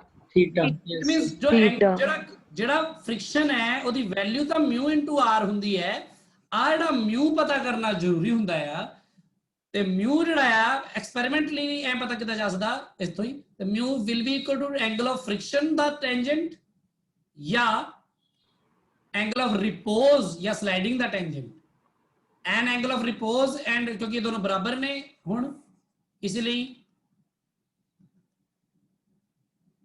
Theta ਤੇ ਅਲਫਾ ਵੈਸੇ ਬਰਾਬਰ ਹੀ ਹੁੰਦੇ ਨੇ। ਸੋ ਜੇ ਪੇਪਰ 'ਚ ਤੁਹਾਨੂੰ ਗਿਵਨ ਹੈ ਐਂਗਲ ਆਫ ਰਿਪੋਜ਼ 30 ਡਿਗਰੀ, ਤਾਂ ਮਤਲਬ ਐਂਗਲ ਆਫ ਫ੍ਰਿਕਸ਼ਨ ਵੀ 30 ਡਿਗਰੀ ਹੈ, ਉਹ 45 ਤਾਂ ਉਹ ਵੀ 45 ਹੀ ਹੈ, ਉਹ 60 ਤਾਂ ਉਹ ਵੀ 60 ਹੈ, ਜਿਹੜੀ ਜੀ ਲੋਡ ਹੋਈ ਆਪਾਂ ਦੇਖ ਲਾਂਗੇ। ਮਤਲਬ ਹੁਣ ਮੈਨੂੰ ਕੋਈ ਕਹਿ ਦੇਵੇ ਆ ਜਿਹੜੀ ਬੁੱਕ ਜੀ ਹੈਗੀ ਆ मैं हटा दूंगा। मैं हैवी ऑब्जेक्ट इसलिए नहीं ਚੱਕਦਾ, ਮੈਂ ਕਿਹਾ ਐਵੇਂ ਕੀਬੋਰਡ ਤੇ ਨਾ ਮੇਰੇ ਗਿਰ ਜਵੇ ਕੁਝ ਹੈਵੀ। ਜਿਵੇਂ ਆ ਮੈਂ ਉਹ ਰੱਖਿਆ ਸਟੈਬਲਾਈਜ਼, ਸੌਰੀ ਸਟੈਪਲਰ, ਆ ਇਸ ਤਰ੍ਹਾਂ ਆ। ਹੁਣ ਜਿਵੇਂ ਮੈਂ ਇਸ ਸਰਫੇਸ ਤੇ ਇਹਦਾ ਜਿਹੜਾ ਸਰਫੇਸ ਹੈ ਨੀਚੇ ਵਾਲਾ, ਇਹਨਾਂ ਦਾ ਆਪਸ ਵਿੱਚ ਦੇਖਣਾ ਹੈ ਕਿ ਕਿੰਨਾ ਮਿਊ ਹੈ। ਐਕਸਪੈਰੀਮੈਂਟਲੀ ਕਰ ਲਓ, ਆਪਾਂ ਇਹਨੂੰ ਲਗਾਈਏ ਕਿਸੇ ਜਗ੍ਹਾ ਤੇ ਐਕਸਪੈਰੀਮੈਂਟ ਦਾ ਕਰਕੇ ਇਹਨੂੰ ਵਧਾਈਏ, ਹੌਲੀ ਹੌਲੀ ਐਂਗਲ ਵਧਾਈਏ ਵਧਾਈਏ ਵਧਾਈਏ ਵਧਾਈਏ ਵਧਾਈਏ ਵਧਾਈਏ, ਜਿੱਥੇ ਆ ਦੇਖੋ ਜਿੱਥੇ ਸਲਾਈਡ ਕੀਤਾ ਜਸਟ ਪਹਿਲਾਂ ਰੋਕ ਲਓ ਤੇ ਆਹ ਵਾਲਾ ਐਂਗਲ ਦੇਖ ਲਓ ਕਿੰਨਾ ਹੈ ਹੌਰੀਜ਼ੌਂਟਲ ਨਾਲ ਜਿਹੜਾ ਬਣਿਆ, ਆਹ ਵਾਲਾ ਐਂਗਲ। ਉਹ ਐਂਗਲ ਲੈ ਕੇ ਸਾਇੰਟੀਫਿਕ ਕੈਲਕੂਲੇਟਰ ਪਾਓ, ਭਾਵੇਂ 27 ਡਿਗਰੀ ਹੈ, 22 ਡਿਗਰੀ ਹੈ, 26 ਡਿਗਰੀ ਹੈ, tan of 26 ਡਿਗਰੀ ਦੇਖ ਲਓ ਤੇ ਉਹ ਮਿਊ ਆ ਗਿਆ ਤੇ ਤੁਹਾਨੂੰ ਇਸ ਸਰਫੇਸ ਦਾ ਤੇ ਇਸ ਬਾਡੀ ਦਾ ਮਿਊ ਮਿਲ ਜੂਗਾ। ਪਰ ਜਦੋਂ ਤੁਸੀਂ ਇਹਨਾਂ ਚੋਂ ਇੱਕ ਵੀ ਬਾਡੀ ਬਦਲ ਦਿੰਦੇ ਹੋ ਤਾਂ ਉਹਦਾ ਜਿਹੜਾ ਐਂਗਲ ਅਲੱਗ ਆਏਗਾ ਫ੍ਰਿਕਸ਼ਨ, ਹੈ ਨਾ? ਪਤਾ ਨਾ ਤੁਹਾਨੂੰ? Yes, sir. Obviously, it means mu is special for only two, or it is uniquely defined for only two surfaces, those two specific surfaces. ਇਹ ਨਹੀਂ ਕਿ ਮਿਊ ਆ ਗਿਆ ਜੀ, ਲੱਕੜ ਦਾ ਮਿਊ ਆ ਗਿਆ, ਹੁਣ ਇਹੀ ਰਹੇਗਾ ਸਾਰੀ ਦੁਨੀਆ 'ਚ ਲੱਕੜ ਦਾ। ਉੱਤੇ ਤੁਹਾਡੇ ਕੋਲ ਲੱਕੜ ਪਤਾ ਨਹੀਂ ਕਿਹੜੀ ਹੋਵੇ, ਹਨਾ?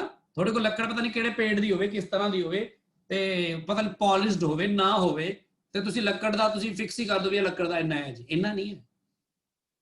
ਫਿਕਸ ਨਹੀਂ ਹੈ ਹਮੇਸ਼ਾ ਕੁਝ ਵੀ। It means friction the problems ਇੰਨੀਆਂ ਜ਼ਿਆਦਾ ਮਤਲਬ ਪ੍ਰੋਬਲਮ ਓਰੀਐਂਟਡ ਨੇ ਕਿ ਹਰ ਪ੍ਰੋਬਲਮ ਦੇ ਵਿੱਚ ਮਿਊ ਅਲੱਗ-ਅਲੱਗ ਹੋ ਸਕਦਾ ਹੈ, ਤੇ ਉਹ ਦਿੱਤਾ ਹੋਏਗਾ ਜਾਂ ਉਹਨੂੰ ਕੈਲਕੂਲੇਟ ਕਰਨ ਦੇ ਲਈ ਕੋਈ ਨਾ ਕੋਈ ਕਲੂ ਦਿੱਤਾ ਹੋਏਗਾ। ਸੋ ਇੱਥੇ ਐਂਗਲ ਆਫ ਫ੍ਰਿਕਸ਼ਨ ਨੂੰ ਡਿਫਾਈਨ ਕਿਵੇਂ ਕੀਤਾ ਮੈਂ, ਐਂਡ ਐਂਗਲ ਆਫ ਸਲਾਈਡਿੰਗ ਨੂੰ ਇਹ ਦੇਖੋ ਤੇ ਉਹ ਬਰਾਬਰ ਉਹਨਾਂ ਦਾ ਟੈਂਜੈਂਟ ਕਰੋ ਤਾਂ ਮਿਊ ਦੇ ਬਰਾਬਰ ਹੀ ਆਏਗਾ। ਉਹ ਤੁਹਾਡੇ ਸਾਹਮਣੇ ਹੈ, ਬਾਈ ਚਾਂਸ दोनों सेम ही होंगे। ठीक है, हाँ जी वैभव। सर हमने ये जो म्यू निकाले सर, ये स्टैटिक फ्रिक्शन का म्यू है ना? ये हमने स्टैटिक का निकाला है।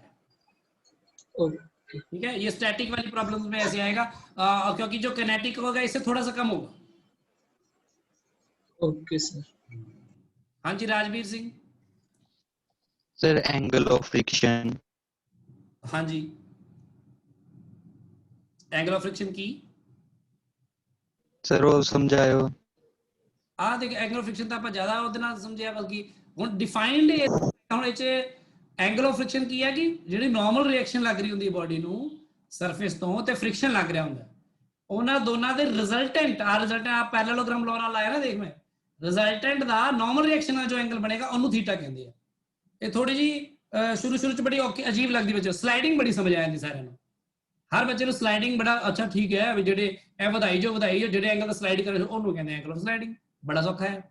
ਐਂਗਲ ਆਫ ਫ੍ਰਿਕਸ਼ਨ ਇਹ ਥੋੜਾ ਜਿਹਾ ਡੈਫੀਨੇਸ਼ਨ ਬੱਚੇ ਨੂੰ ਔਖੀ ਲੱਗਦੀ ਹੈ ਕਿਉਂਕਿ ਥੋੜਾ ਜਿਹਾ ਘੁੰਮ ਜਾਂਦਾ ਵਾ ਕਿ ਅੱਛਾ ਨਾਰਮਲ ਰਿਐਕਸ਼ਨ ਤੇ ਫ੍ਰਿਕਸ਼ਨ ਦੇ ਰਿਜ਼ਲਟੈਂਟ ਦਾ ਐਂਗਲ ਨਾਰਮਲ ਰਿਐਕਸ਼ਨ ਨਾਲ ਜੋ ਬਣੇਗਾ, ਇੱਥੇ ਕਿਤੇ ਗਲਤੀ ਹੋਗੀ ਤਾਂ ਗਲਤੀ ਹੋਗੀ, ਤੇ ਉਹ ਮੈਂ ਬਣਾਇਆ ਤੁਹਾਡੇ ਸਾਹਮਣੇ ਹੈ। ਉਹ ਡਾਇਗਰਾਮ ਕੋਈ ਸਮਝ ਨਹੀਂ ਆਇਆ ਤਾਂ ਪੁੱਛੋ, ਤੇ ਬਾਕੀ ਜੋ ਡਿਫਾਈਨਡ ਹੈ ਉਸ ਤਰ੍ਹਾਂ ਡਿਫਾਈਨ ਕੀਤਾ ਗਿਆ ਹੈ, ਉਹ 'ਚ ਤਾਂ ਆਪਾਂ ਕੁਝ ਨਹੀਂ ਕਰ ਸਕਦੇ। ਤੇ ਉਹ ਵੈਲਿਊ tan ਥੀਟਾ ਉਹਦੇ ਬਰਾਬਰ ਮਿਊ ਦੇ ਕਿਉਂ ਨਹੀਂ ਆਈ ਉਹ ਤੁਹਾਡੇ ਸਾਹਮਣੇ। F equal to mu r ਕਿਵੇਂ ਆਇਆ ਉਹ ਵੀ ਤੁਹਾਡੇ ਮੈਂ ਐਕਸਪੈਰੀਮੈਂਟਲ ਦੱਸਦਾ ਤੁਹਾਨੂੰ ਕਿ ਵੀ ਬੜਾ ਐਕਸਪੈਰੀਮੈਂਟ ਤੋਂ ਇਹ ਸਾਬਤ ਹੋਈ ਇਹ ਗੱਲ। ठीक है राजवीर। हाँ जी सर। Excuse me sir. हाँ जी सर अब जैसे हमें काइनेटिक एनर्जी का सम म्यू निकालना है, सर कैसे निकालेंगे फिर उसका? सर ये तो क्योंकि जस्ट अबाउट टू मूव, तो सही तो स्टैटिक का आएगा हमारे पास। वो हमें अगर मोशन में बॉडी गिवन होगी यस सर। नॉर्मल रिएक्शन एक तो पता लग जाएगा, ठीक है, और यस सर। बॉडी मोशन में है तो वो कितने फोर्स अप्लाई किया हमने उस पे वो, और जो यहाँ से किनेटिक फ्रिक्शन ऑब्वियसली पीछे को लगा, तो वहां पे जो उसका जो फोर्स आपने अप्लाई किया, जो किनेटिक फ्रिक्शन जितना लग रहा है वो कैलकुलेट करके हम उसको म्यू के इनटू आर करेंगे, आर से डिवाइड करेंगे, म्यू के निकल जाएगा। Okay okay. या गिवन ही हुआ करेगा, ज्यादा प्रॉब्लम या गिवन ही हुआ करेगा, तो बहुत बड़ा इशू नहीं है, वो सब एक्सपेरिमेंटल है, यानी कि हर में अलग से पता लगेगा। हाँ जी कोमलप्रीत कौर।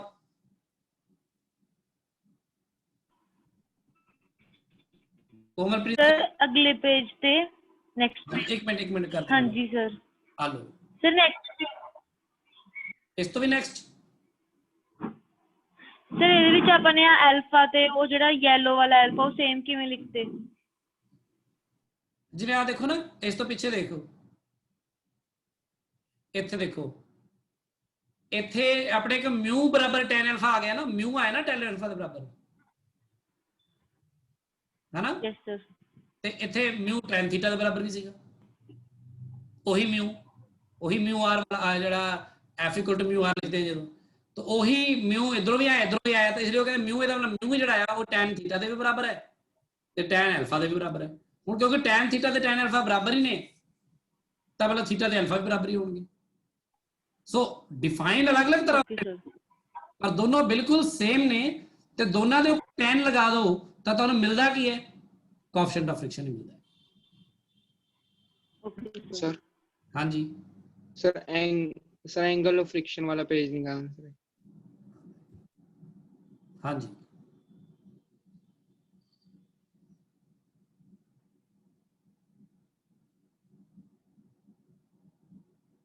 ओके सर, हो गया सर, बस एक डेफिनेशन में नोट करनी थी सर एक चीज। ਕੋਈ ਗੱਲ ਨਹੀਂ, ਤੁਹਾਨੂੰ ਮੈਂ ਉਹ ਵੀ ਭੇਜ ਦੂੰਗਾ, ਬੁੱਕ ਵਿੱਚ ਵੀ ਦਿੱਤੀ ਹੋਈ ਹੈ, ਡੈਫੀਨੇਸ਼ਨ ਸੇਮ ਹੀ ਆ। ਤੇ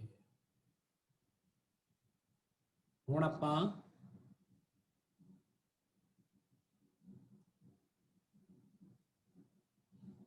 ਸੋ ਆ ਦੇਖੋ ਐਂਗਲ ਆਫ ਫ੍ਰਿਕਸ਼ਨ, ਫਿਰ ਇੱਥੇ ਇਹਨਾਂ ਨੇ ਸਮਝਾਇਆ ਹੋਇਆ, ਜਿਹੜਾ ਕੋਈ ਵੀ ਲਿਖਿਆ may be defined as angle between ਇਹ ਉਹ, ਆ ਮੈਂ ਸਾਰੀ ਗੱਲ ਤੁਹਾਨੂੰ ਕਲੀਅਰ ਕਰਤੀ, ਹੁਣ ਤੁਹਾਨੂੰ ਸਮਝ ਆ ਚੁੱਕੀ ਹੈ ਨਾ? ਤੇ ਐਂਗਲ ਆਫ ਰਿਪੋਜ਼, ਜਿਹਨੂੰ ਐਂਗਲ ਆਫ ਸਲਾਈਡਿੰਗ ਵੀ ਬੋਲਦੇ ਆ, ਇੱਥੇ ਸ਼ਾਇਦ ਲਿਖਿਆ ਹੀ ਹੋਣਾ, ਚਲੋ ਨਹੀਂ ਵੀ ਲਿਖਿਆ ਤਾਂ ਵੀ ਤੁਹਾਨੂੰ ਪਤਾ ਹੋਣਾ ਚਾਹੀਦਾ, ਐਂਗਲ ਆਫ ਸਲਾਈਡਿੰਗ ਵੀ ਕਹਿੰਦੇ ਇਹਨੂੰ, ਆਹ ਗੱਲ ਨਾਲ ਨੋਟ ਕਰ ਲਿਓ। ਉਹ ਵੀ ਉਹਨਾਂ ਨੇ ਐਂਗਲ ਆਫ ਸਲਾਈਡਿੰਗ ਤੇ ਵੀ ਉਹ ਕਰਕੇ ਦਿਖਾਇਆ ਸਾਰਾ ਕੁਝ, ਆ ਇਹਦੇ ਬਰਾਬਰ ਹੋਏਗਾ, ਆ ਇਹਦੇ ਬਰਾਬਰ ਹੋਏਗਾ। ਇਹਨਾਂ ਨੇ ਅਲਫਾ ਦੀ ਜਗ੍ਹਾ ਕੀ ਲਿਆ? ਫਾਈ ਲੈ ਲਿਆ, ਕੋਈ ਫਰਕ ਨਹੀਂ ਪੈਂਦਾ, ਤੁਸੀਂ ਨਾਮ ਜੋ ਮਰਜ਼ੀ ਰੱਖ ਲਿਓ, ਠੀਕ ਹੈ। ਆ ਬਰਾਬਰ ਨੇ, ਇਹਦੇ ਉੱਪਰ ਡਿਵਾਈਡ ਕੀਤਾ ਦੋਨਾਂ ਨੂੰ, ਤਾਂ ਇਹਦੇ ਬਰਾਬਰ ਆ ਗਿਆ, ਥੀਟਾ ਇਕੁਅਲ ਟੂ ਫਾਈ ਆ ਗਿਆ। ਸਲਾਈਡਿੰਗ ਐਂਡ ਰੋਲਿੰਗ ਫ੍ਰਿਕਸ਼ਨ, ਤਾਂ ਆ ਇੱਕ ਨਵੀਂ ਚੀਜ਼ ਆ ਗਈ, ਕਿਉਂਕਿ ਹੁਣੇ ਤੱਕ ਆਪਾਂ ਜੋ ਦੋਨੋਂ ਫ੍ਰਿਕਸ਼ਨ ਦੀ ਗੱਲ ਕੀਤੀ ਹੈ, ਚਾਹੇ ਉਹ ਸਟੈਟਿਕ ਸੀ ਜਾਂ ਫਿਰ ਉਹ ਸੀ ਹਾਂ ਕਾਈਨੈਟਿਕ ਸੀ, ਉਹ ਸਲਾਈਡ ਕਰ ਰਹੀ ਸੀ ਨਾ ਬੋਡੀ ਇੱਕ ਦੂਜੇ ਦੇ ਉੱਪਰ। ਤੇ ਹੁਣ ਜੋ ਆਪਾਂ ਗੱਲ ਕਰ ਰਹੇ ਹਾਂ, ਉਹ ਸਲਾਈਡ ਨਹੀਂ ਕਰ ਰਹੇ, ਰੋਲ ਕਰਨ ਦੀ ਗੱਲ ਕਰ ਰਹੇ ਹਾਂ ਹੁਣ। ਸੋ ਰੋਲਿੰਗ ਫ੍ਰਿਕਸ਼ਨ ਵੀ ਨਾਲ ਲਿਖ ਲਿਓ। ਰੋਲਿੰਗ ਮਤਲਬ ਜੋ ਰੋਲ ਕਰਦੀ ਹੈ ਬੋਡੀ, ਸਲਾਈਡ ਨਹੀਂ ਕਰਦੀ।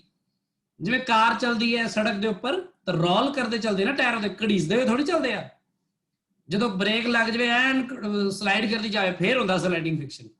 ਟਾਇਰ ਜਦੋਂ ਐਨ ਕਾਲੇ ਨਿਸ਼ਾਨ ਪੈ ਜਾਂਦੇ ਆ ਕਿ ਮੈਂ ਬਹੁਤ ਤੇਜ਼ ਚੱਲ ਕੇ ਕਾਰ ਬਹੁਤ ਬ੍ਰੇਕ ਮਾਰਦੀ ਕਿਦਮ ਤੋਂ, ਫਿਸਲਦੀ ਵੀ ਜਾਂਦੀ ਹੈ। ਤਾਂ ਇੱਥੇ ਆਪਣੇ ਕੋਲ ਜਿਹੜਾ ਕਿਨੈਟਿਕ ਫ੍ਰਿਕਸ਼ਨ ਹੈ, ਕਿਉਂਕਿ ਜੋ ਬੋਡੀ, ਕਿਉਂਕਿ ਸਟੈਟਿਕ ਤਾਂ ਇੱਕੋ ਹੀ ਤਰ੍ਹਾਂ ਦਾ ਹੋਏਗਾ, ਸਟੈਟਿਕ ਮਤਲਬ ਸਟੈਟਿਕ ਆਵੇ ਚਾਹੇ ਜਿਵੇਂ ਮਰਜ਼ੀ ਹੈ, ਪਰ ਕਿਨੈਟਿਕ ਫ੍ਰਿਕਸ਼ਨ ਦੋ ਤਰ੍ਹਾਂ ਦਾ, ਇੱਕ ਸਲਾਈਡਿੰਗ ਤੇ ਦੂਸਰਾ ਰੋਲਿੰਗ। ਤੇ ਰੋਲਿੰਗ ਦਾ ਤੁਹਾਨੂੰ ਪਤਾ ਹੈ ਕਿ when body rolls over the another surface,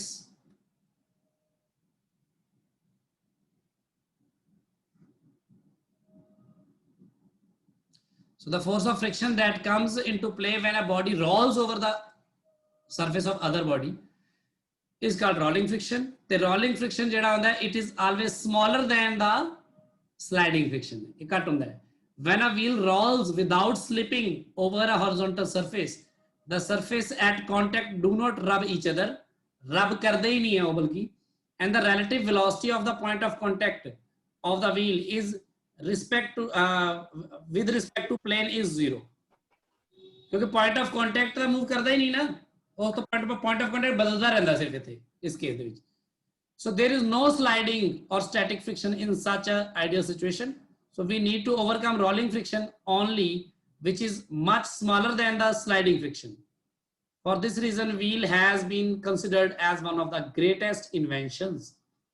ਇਹ ਸਲਾਈਡ ਕਰਨ ਨਾਲੋਂ, ਕਿਉਂਕਿ ਪਹਿਲਾਂ ਤੁਹਾਨੂੰ ਪਤਾ ਗੱਡੇ ਵੀ ਇਦਾਂ ਦੇ ਹੁੰਦੇ ਸੀ, ਜਦੋਂ ਗੱਡੇ ਪਹਿਲਾਂ ਵਾਲਾ ਐ ਨਹੀਂ ਕਿ ਹੁਣੀ ਬਸ 200 ਸਾਲ ਪਹਿਲਾਂ ਦੀ ਗੱਲ ਕਰ ਰਿਹਾ ਮੈਂ, ਮਤਲਬ ਜਦੋਂ ਇਨਸਾਨ ਨੇ ਮਤਲਬ ਪਹੀਏ ਦੇ ਬਾਰੇ ਸੋਚਿਆ ਵੀ ਨਹੀਂ ਸੀਗਾ, ਪਹੀਏ ਬਾਰੇ, ਤਾਂ ਉਦੋਂ ਸਿਰਫ ਜਿਵੇਂ ਕਿਸੇ ਵੀ ਚੀਜ਼ ਨੂੰ ਜਾਨਵਰਾਂ ਨੂੰ ਅੱਗੇ ਬੰਨ ਕੇ ਉਹ ਰੋੜਦਾ ਹੀ ਸੀ, ਮਤਲਬ ਸਲਾਈਡ ਹੀ ਕਰਕੇ ਲੈ ਕੇ ਆਉਂਦਾ, ਉਹਨੂੰ ਕੋਈ ਹੋਰ ਤਰੀਕਾ ਨਹੀਂ ਪਤਾ ਸੀ। ਬਾਅਦ ਚ ਪਤਾ ਲੱਗਿਆ ਵੀ ਆਹ ਜਿਹੜੀ ਰੋਲਿੰਗ ਚੀਜ਼ਾਂ ਨੇ, ਉਦੋਂ ਕਿਸੇ ਸਾਇੰਟਿਸਟ ਨੇ ਨਹੀਂ ਕੀਤਾ ਇਹ ਤਾਂ ਇਨਸਾਨ ਨੇ ਆਪਣੇ ਐਕਸਪੀਰੀਅੰਸ ਤੋਂ, ਪਤਾ ਨਹੀਂ ਕੀ ਸਭ ਤੋਂ ਪਹਿਲਾਂ ਦਿਮਾਗ 'ਚ ਆਇਆ ਹੋਏਗਾ। ਸੋ ਇਸ ਗੱਲ ਦੀ ਕੋਈ ਲਿਖਤ ਨਹੀਂ ਹੈਗੀ ਆਪਣੇ ਕੋਲ।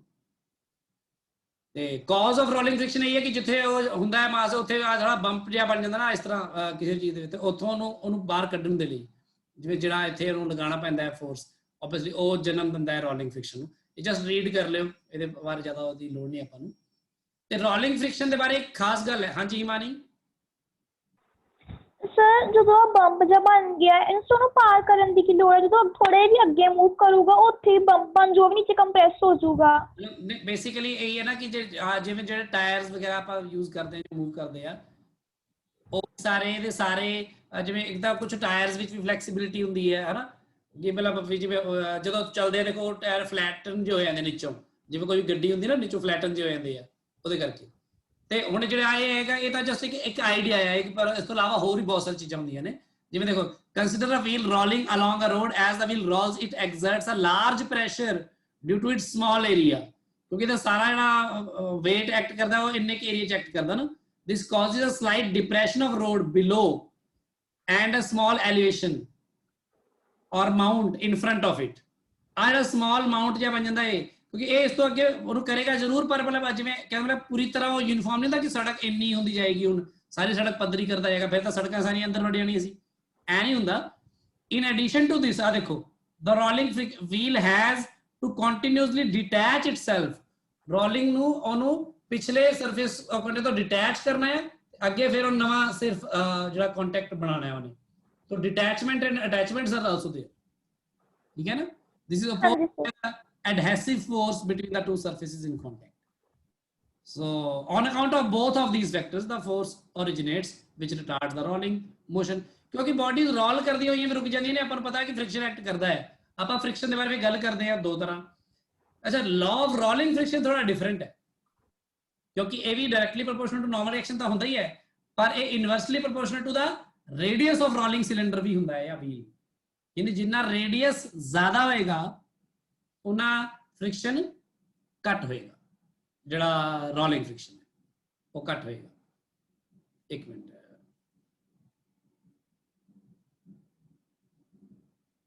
ਇਹਨੂੰ ਇਕੱਠਾ ਕਰਕੇ ਲਿਖਦੇ ਹਾਂ ਆਪਾਂ।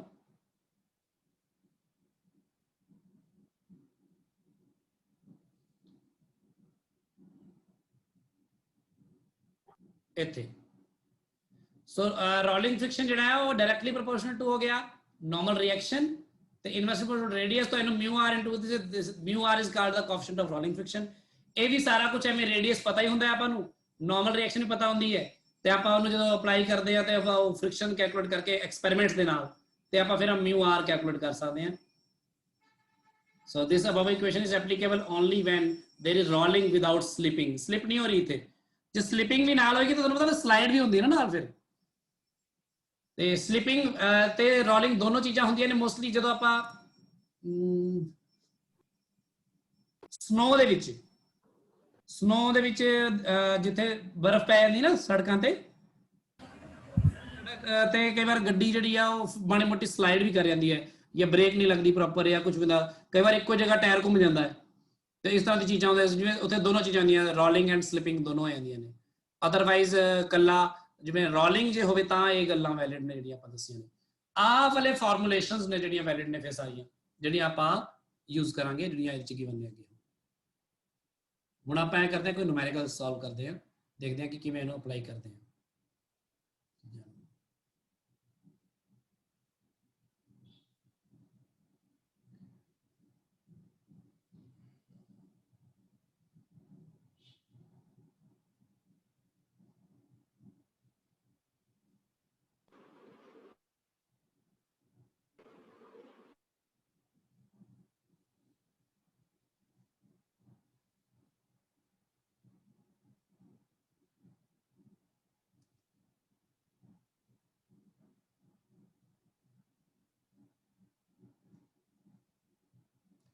ਤੁਹਾਡੀ ਮੈਡੀਕਲ ਵਾਲਿਆਂ ਦੀ ਕਲਾਸ ਕਦੋਂ ਆ ਹੁਣ ਨੈਕਸਟ ਜਿਹੜੀ ਮੇਰੀ ਫਿਜ਼ਿਕਸ ਦੀ?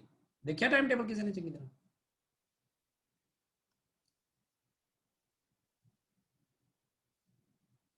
ਚਲੋ ਇੱਧਰ ਦੇਖੋ ਪਹਿਲਾਂ, ਹੁਣ ਇੱਧਰ ਕੀ ਹੈ ਦੇਖੋ cubical block rests on an inclined plane of mu inna, ठीक है, they determine the angle of inclination when the block just slides down the inclined plane। so block just slides down ਆਪਾਂ ਦੇਖਿਆ ਹੁਣ ਜਿਹੜਾ cubical block ਜਿੱਥੇ rest ਕਰ ਰਿਹਾ at the inclined plane of mu, plane of mu ਮਤਲਬ ਕਿ plane ਦਾ mu ਇੰਨਾ ਯਾਨੀ plane ਦੇ ਵਿੱਚ ਤੇ ਉਸ block ਦੇ ਵਿੱਚ ਜਿਹੜਾ mu ਹੈ mu ਉਹ ਕਿੰਨਾ ਹੈ 1/√3 ਹੈ। ਤਾਂ ਕਦੋਂ just start ਕਰੇਗਾ ਤਾਂ ਉਹ ਤੁਹਾਨੂੰ ਪਤਾ tan alpha ਹੋਏਗਾ। ਤੇ ਇੱਥੇ ਅਲਫਾ ਯੂਜ਼ ਕੀਤਾ ਜਾਂਦਾ ਐਂਗਲ ਆਫ ਰਿਪੋਜ਼। ਤੇ tan ਅਲਫਾ ਕਿਹਦੇ ਬਰਾਬਰ ਹੁੰਦਾ, ਮਿਊ ਗਿਵਨ ਹੈ ਤੇ ਅਲਫਾ ਨਿਕਲ ਜਾਏਗਾ ਫਿਰ। ਤੇ ਜਦੋਂ ਤੁਹਾਨੂੰ ਦੇਖੋ ਇੱਥੇ ਗਿਵਨ ਹੈ ਕਿ plane gradually inclined until theta equal to 15 degree, the mass just begins to slide. So theta 15 degree है तो ਤੁਹਾਨੂੰ ਪਤਾ ਹੈ ਤਾਂ ਮਿਊ ਕਿੰਨਾ ਹੋਏਗਾ, ਮਿਊ ਹੋਏਗਾ tan of 15 डिग्री 0.27। ठीक है, इधर के क्वेश्चन ने ਹੁਣ ਜਿਵੇਂ तो 53rd एंड 54th देखो थोड़ा ਤੁਹਾਨੂੰ ਪਤਾ ਲੱਗਿਆ ਹੋਵੇ। तो इस तरह के क्वेश्चंस ਆਪਾਂ ਨੂੰ ਆਉਂਦੇ ਨੇ।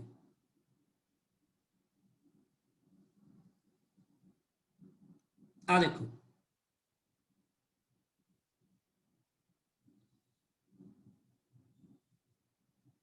a body rolled on ice with a velocity of 8 meter per second and comes to rest after traveling 4 meter. So एक body roll कर दी है with velocity 8 meter per second, 8 meter per second आ ਉਹਦੀ velocity है ਤੇ comes to rest ਵਿੱਚ ਆਇਆ ਨਹੀਂ final velocity 0 ਤੇ ਇਹ body ਆਪਣੇ ਆਪ rest ਵਿੱਚ ਤਾਂ ਆਈ ਨਹੀਂ ਹੋਏਗੀ, ਇਹਨੂੰ ਕੋਈ 4 ਮੀਟਰ ਮੂਵ ਕਰਕੇ ਰੈਸਟ ਵਿੱਚ ਆਉਂਦੀ ਹੈ। ਇਸ ਬਾਡੀ ਨੂੰ ਰੈਸਟ ਵਿੱਚ ਲੈ ਕੇ ਕੌਣ ਆਇਆ ਹੋਏਗਾ ਫਿਰ, friction, है ना, फ्रिक्शन ले आएगा। सो पहली गल तो ये रिटार्डेशन पता कर लेना भाई, यू गिवन है, वी गिवन है, डिस्प्लेसमेंट गिवन है 4 मीटर डिस्टेंस ते एक्सेलरेशन पता कर लेने। एक्सेलरेशन इन्नी आ गई ते बॉडी जिहड़ी है ओदा म्यू पता करना पा। म्यू की होंदा है फ्रिक्शन डिवाइडेड बाय कहते हैं नॉर्मल रिएक्शन। ਤੇ ਤੁਹਾਨੂੰ ਪਤਾ ਜਿਹੜੇ ਸਰਫੇਸ ਤੇ ਬੋਡੀ ਰੋਲ ਕਰ ਰਹੀ ਹੈ ਉਹਦਾ ਨਾਰਮਲ ਰਿਐਕਸ਼ਨ ਤਾਂ mg ਦੇ ਬਰਾਬਰ ਹੁੰਦਾ ਹੈ। ਸੋ ਕਈ ਵਾਰ ਇਹ ਤਾਂ ਲੱਭ ਲਿਆ, ਹੁਣ m ਲੱਭਣ ਲੱਗ ਜਾਣਗੇ, m ਕਿੱਥੇ ਹੈ, m ਦੀ ਲੋੜ ਹੀ ਨਹੀਂ ਹੈ ਕਿਉਂਕਿ ਆਪਾਂ ਨੂੰ ਬਸ ਆ ਮਿਊ ਕਿਹਾ ਤੇ ਉੱਪਰ ਵੀ m a ਹੈ ਨੀਚੇ ਵੀ mg ਦਾ m ਨਾਲ m कैंसिल। ਕੱਟਿਆ ਜਾਏਗਾ ਤਾਂ ਇਹ ਤੁਹਾਨੂੰ ਪਤਾ ਲੱਗ ਚੁੱਕੀ ਹੈ। g ਨੀਚੇ ਪੁੱਟ ਕਰੋ ਤਾਂ ਤੁਹਾਨੂੰ ਪਤਾ ਲੱਗ ਜਾਏਗਾ ਮਿਊ ਕਿੰਨਾ ਹੈ ਦੋਨੋਂ ਸਰਫੇਸਿਸ ਦੇ ਵਿੱਚ। ਸੋ ਇਸ ਤਰ੍ਹਾਂ ਦੀ ਚੀਜ਼ਾਂ ਆਉਂਦੀਆਂ ਨੇ। ਜਿਵੇਂ ਆਏਗਾ coefficient of friction between the ground and wheels given है 0.5। सो म्यू तो पहले ही गिवन है। हुण कहते हैं car starts from rest, car rest तो स्टार्ट कर दी है तो इन्नी वेलोसिटी अटेन कर दी, फाइनल वेलोसिटी पता लगी। सो जो कार रेस्ट तो स्टार्ट करके इन्नी वेलोसिटी अटेन करेगी तो उहदे नाल जिहड़ा आपां म्यू की गल करिए, म्यू अपन पता F/R फिर MA upon MG A upon G A is equal to mu g. तो एक्सेलरेशन अपन पहले पता लग जाएगी इत्थों क्योंकि हुण इहदे म्यू गिवन है, जी का गिवन है, एक्सेलरेशन पता लग जाएगी कार च कितनी आएगी। वो एक्सेलरेशन में पुट करो तो तुम देख लो कि कितना डिस्टेंस ट्रैवल करके रुकेगी क्योंकि वो कह रहे हैं what is the minimum distance in which it can acquire a speed of 72 kilometre per hour. So इस तरह के कुछ क्वेश्चन ने जिथे आपां नूं एक्सेलरेशन की लोड़ पेगी, फिर आपां वही काम करांगे जो पहला करते रहे हैं, जिहड़ा आपां काइनेमैटिक्स विच भी ते कुछ नवे चीज़ां भी करांगे। थोड़ा अपन ना अनसॉल्व जा देखिए, कदा देख ली, टाइम थोड़े रह गया।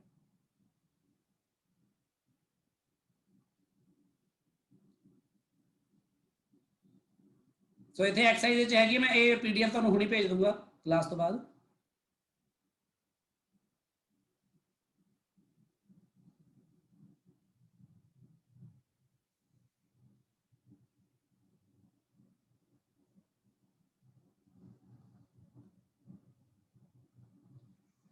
A body weighing 20 kilogram just slides down क्या ना, just वाली गल का ध्यान रखा करो, मतलब है वही एंगल ऑफ रिपोज की गल होगी। A rough inclined plane that rises 5 meter in every 13 meter। आ बड़ा एक नवा एक तरीका होता है, देखो इनू कंफ्यूज ना हो कभी भी। यानी कि एक रफ इनक्लाइंड प्लेन है ते रफ इनक्लाइंड प्लेन तुहानू पता है कि किद्दां हुंदा है, वो इस तरह हुंदा है कि आ हॉरिजॉन्टल हुंदी है, इत्थे इनक्लाइंड प्लेन इत्थों ऐ हुंदा है। तो प्लेन इस तरह इनक्लाइंड है, उन्होंने मतलब देखो कि ये समझा रहा है कि it rises 5 metre in every 13 metre, मतलब कि इट राइजेस 5 मीटर, मतलब कि जेडे भी पॉइंट तो स्टार्ट कर दी बॉडी वो 5 मीटर राइज कर दी है इन एवरी 13 मीटर, जो 13 मीटर तुरदी है ऊपर। सो एक नवा तरीका एंगल दसन दा, देखो ਸੋ ਉਹ ਇਹ ਕਹਿ ਰਹੇ ਨੇ ਕਿ ਕੋਈ ਵੀ ਬੋਡੀ 5 ਮੀਟਰ ਰਾਈਜ਼ ਕਰਦੀ ਹੈ ਜਦੋਂ 13 ਮੀਟਰ ਤੁਰਦੀ ਹੈ ਤਾਂ incline plane that rises 5 metre in every 13 metre. ਇਹਦੇ ਨਾਲ ਹੁੰਦਾ ਕੀ ਹੈ, ਹੁੰਦਾ ਕੁਝ ਨਹੀਂ, ਆਪਾਂ ਨੂੰ ਐਂਗਲ ਆਫ ਰਿਪੋਜ਼ ਮੰਨ ਲਓ ਗਿਵਨ ਹੈ ਆ 13 ਹੈ 5 ਹੈ 12 ਆ ਜਾਊਗਾ ਬਾਏ, ਫਿਰ ਜਿਹੜਾ ਮਰਜ਼ੀ ਐਂਗਲ ਪਤਾ ਕਰ ਲਿਓ। what is the coefficient of friction and you know that the coefficient of friction is nothing but this tan alpha 5/12 और 5/12 ਸਿੱਧਾ ਹੀ ਹੈ। ਤੇ 5/12 ਕਰਕੇ ਸ਼ਾਇਦ ਆਹੀ ਆਏਗਾ, ਦੇਖ ਲਿਓ। यही आ रहा सर। ਠੀਕ ਹੈ, Yes, sir. ਇਸ ਤਰ੍ਹਾਂ ਪੁੱਛ ਲੈਂਦੇ ਨੇ। ਹੁਣ ਇਹ 'ਚ ਜਿਹੜਾ 20 ਕਿਲੋਗ੍ਰਾਮ ਆ ਇਹਨੂੰ ਅਸਾਂ ਕੀ ਕਰਨਾ ਦੱਸੋ? ਕੁਝ ਵੀ ਨਹੀਂ ਕਰਨਾ। ਸੋ ਦ ਥਿੰਗ ਇਜ਼ ਕਿ ਤੁਹਾਨੂੰ ਕਲੀਅਰ ਹੋਣਾ ਚਾਹੀਦਾ ਕਿੱਥੇ ਕਿਹੜੀ ਚੀਜ਼ ਦੀ ਲੋੜ ਹੈ ਤੇ ਕਿਹੜੀ ਚੀਜ਼ ਦੀ ਲੋੜ ਨਹੀਂ ਹੈ। ਇੱਕ ਆ ਕਰ ਲਓ, ਲਾਸਟ ਵਾਲਾ ਕਰ ਲਓ।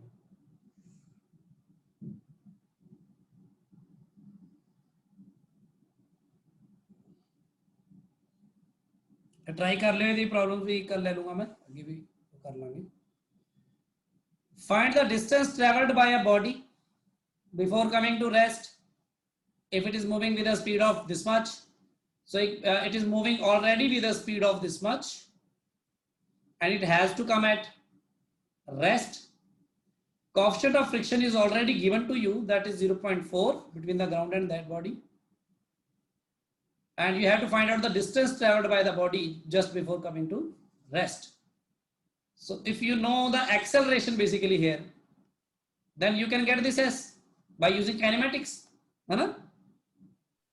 Yes, sir. अगर बॉडी कर रही है म्यू, तो म्यू क्या होता है? Mu is basically F upon R, है ना?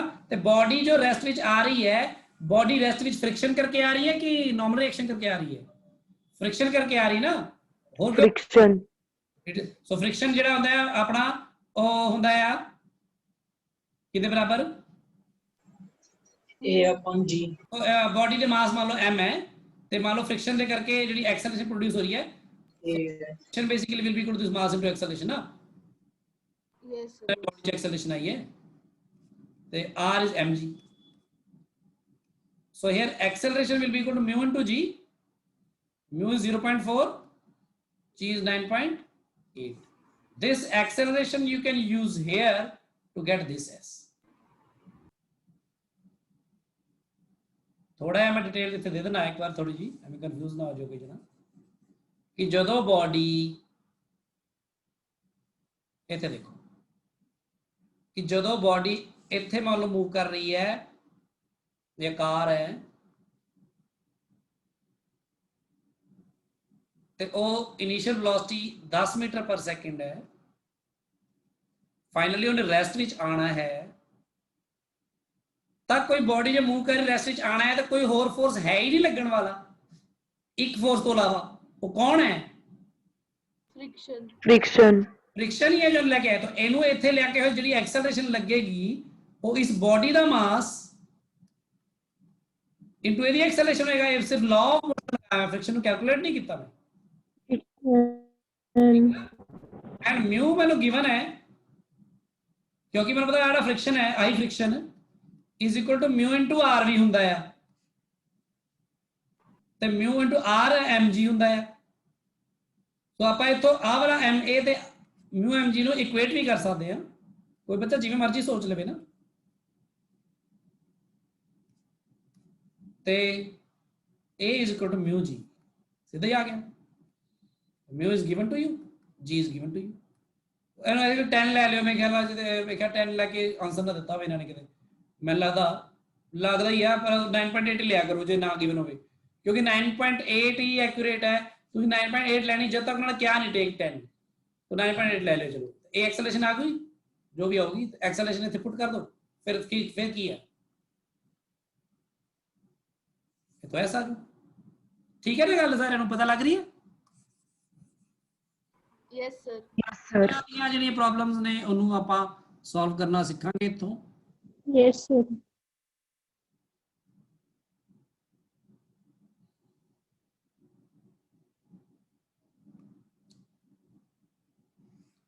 करने तो सारियां ही ने ट्राई, मैं बस लास्ट एक वैसे ही देख रहा लास्ट वाला क्वेश्चन।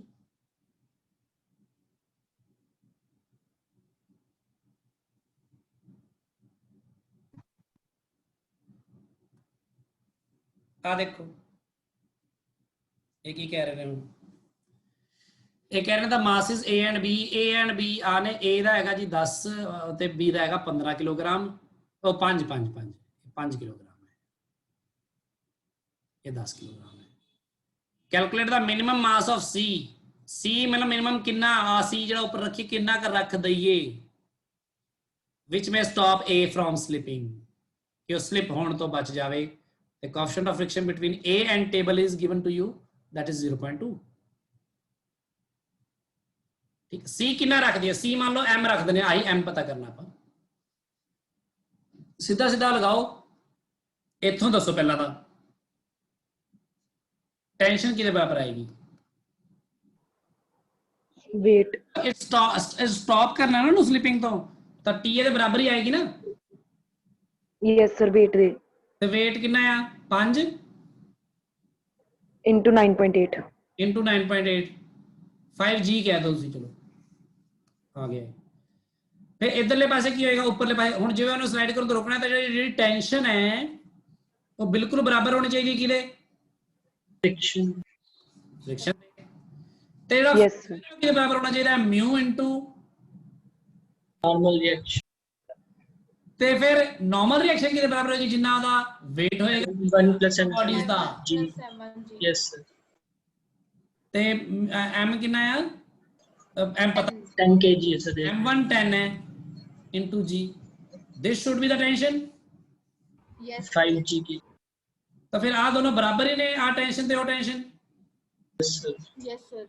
Yes sir. मैं ताही जी मैं कैलकुलेट ही नहीं किया। 5 g Cancel. ओ म्यू तो पुट कर दो ना, म्यू तो हैगा सच। सर 0.2 0.2. 5 by 0.2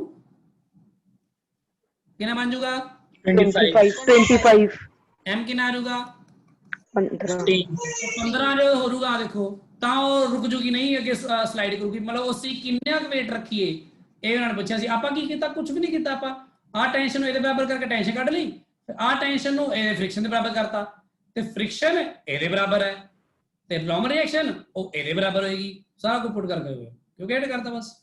ਕਿੰਨਾ ਸਿੱਧਾ ਤੇ ਸਿੰਪਲ ਹੈ ਦੇਖੋ। ਸੋ ਤੁਸੀਂ ਸਿਰਫ ਇਹ ਵਾਲੇ ਹੀ ਕੁਐਸਚਨਸ ਕਰਨੇ ਆ, ਆ 13 ਕੁਐਸਚਨਸ ਟਰਾਈ ਕਰਨੇ ਆ, ਤੇ ਥਿਉਰੀ ਦੇ ਜਿਹੜੇ ਸਾਰੇ ਇੰਪੋਰਟੈਂਟ ਡੈਫੀਨੇਸ਼ਨ ਲਿਖ ਲੈਣੀਆਂ ਨੇ। ਇੱਥੇ ਤੱਕ ਇਹ ਆਪਣੀ ਇੰਟਰੋਡਕਸ਼ਨ ਸੀ ਤੁਹਾਡੀ ਇੱਕ ਤਰ੍ਹਾਂ ਫ੍ਰਿਕਸ਼ਨ। ਹੁਣ ਇਹਨੂੰ ਵਰਤ ਕੇ ਸਿੱਧਾ ਹੀ ਮੈਂ ਹੁਣ ਕੁਝ ਇੰਪੋਰਟੈਂਟ ਜਿਹੜੀ ਡੈਰੀਵੇਸ਼ਨ ਵਰਕ ਡਨ ਦੀਆਂ ਨੇ, ਤੇ ਫਿਰ ਲਾਸਟ ਵਿੱਚ ਜਿਹੜਾ ਬੈਂਡਿੰਗ ਆਫ ਸਾਈਕਲਿਸਟ ਜਿਹੜਾ ਤੁਹਾਨੂੰ ਪੇਪਰ 'ਚ ਆ ਗਿਆ ਸੀ ਉਹ ਕਰਾਂਗੇ। pseudo force ਹਾਂਜੀ pseudo force वाला टॉपिक। हाँ वो उसके बाद वो आप अभी हम वो करेंगे, वर्टिकल मोशन भी करेंगे ना, वर्टिकल। ओके सर ठीक है जी, अब मैं भेज रहा PDF ਤੁਹਾਨੂੰ ਗਰੁੱਪ 'ਚ ਹੁਣੇ ਸਾਰਿਆਂ ਨੂੰ, ਸੋ ਦੈਟ ਤੁਸੀਂ ਟਰਾਈ ਕਰ ਸਕੋ।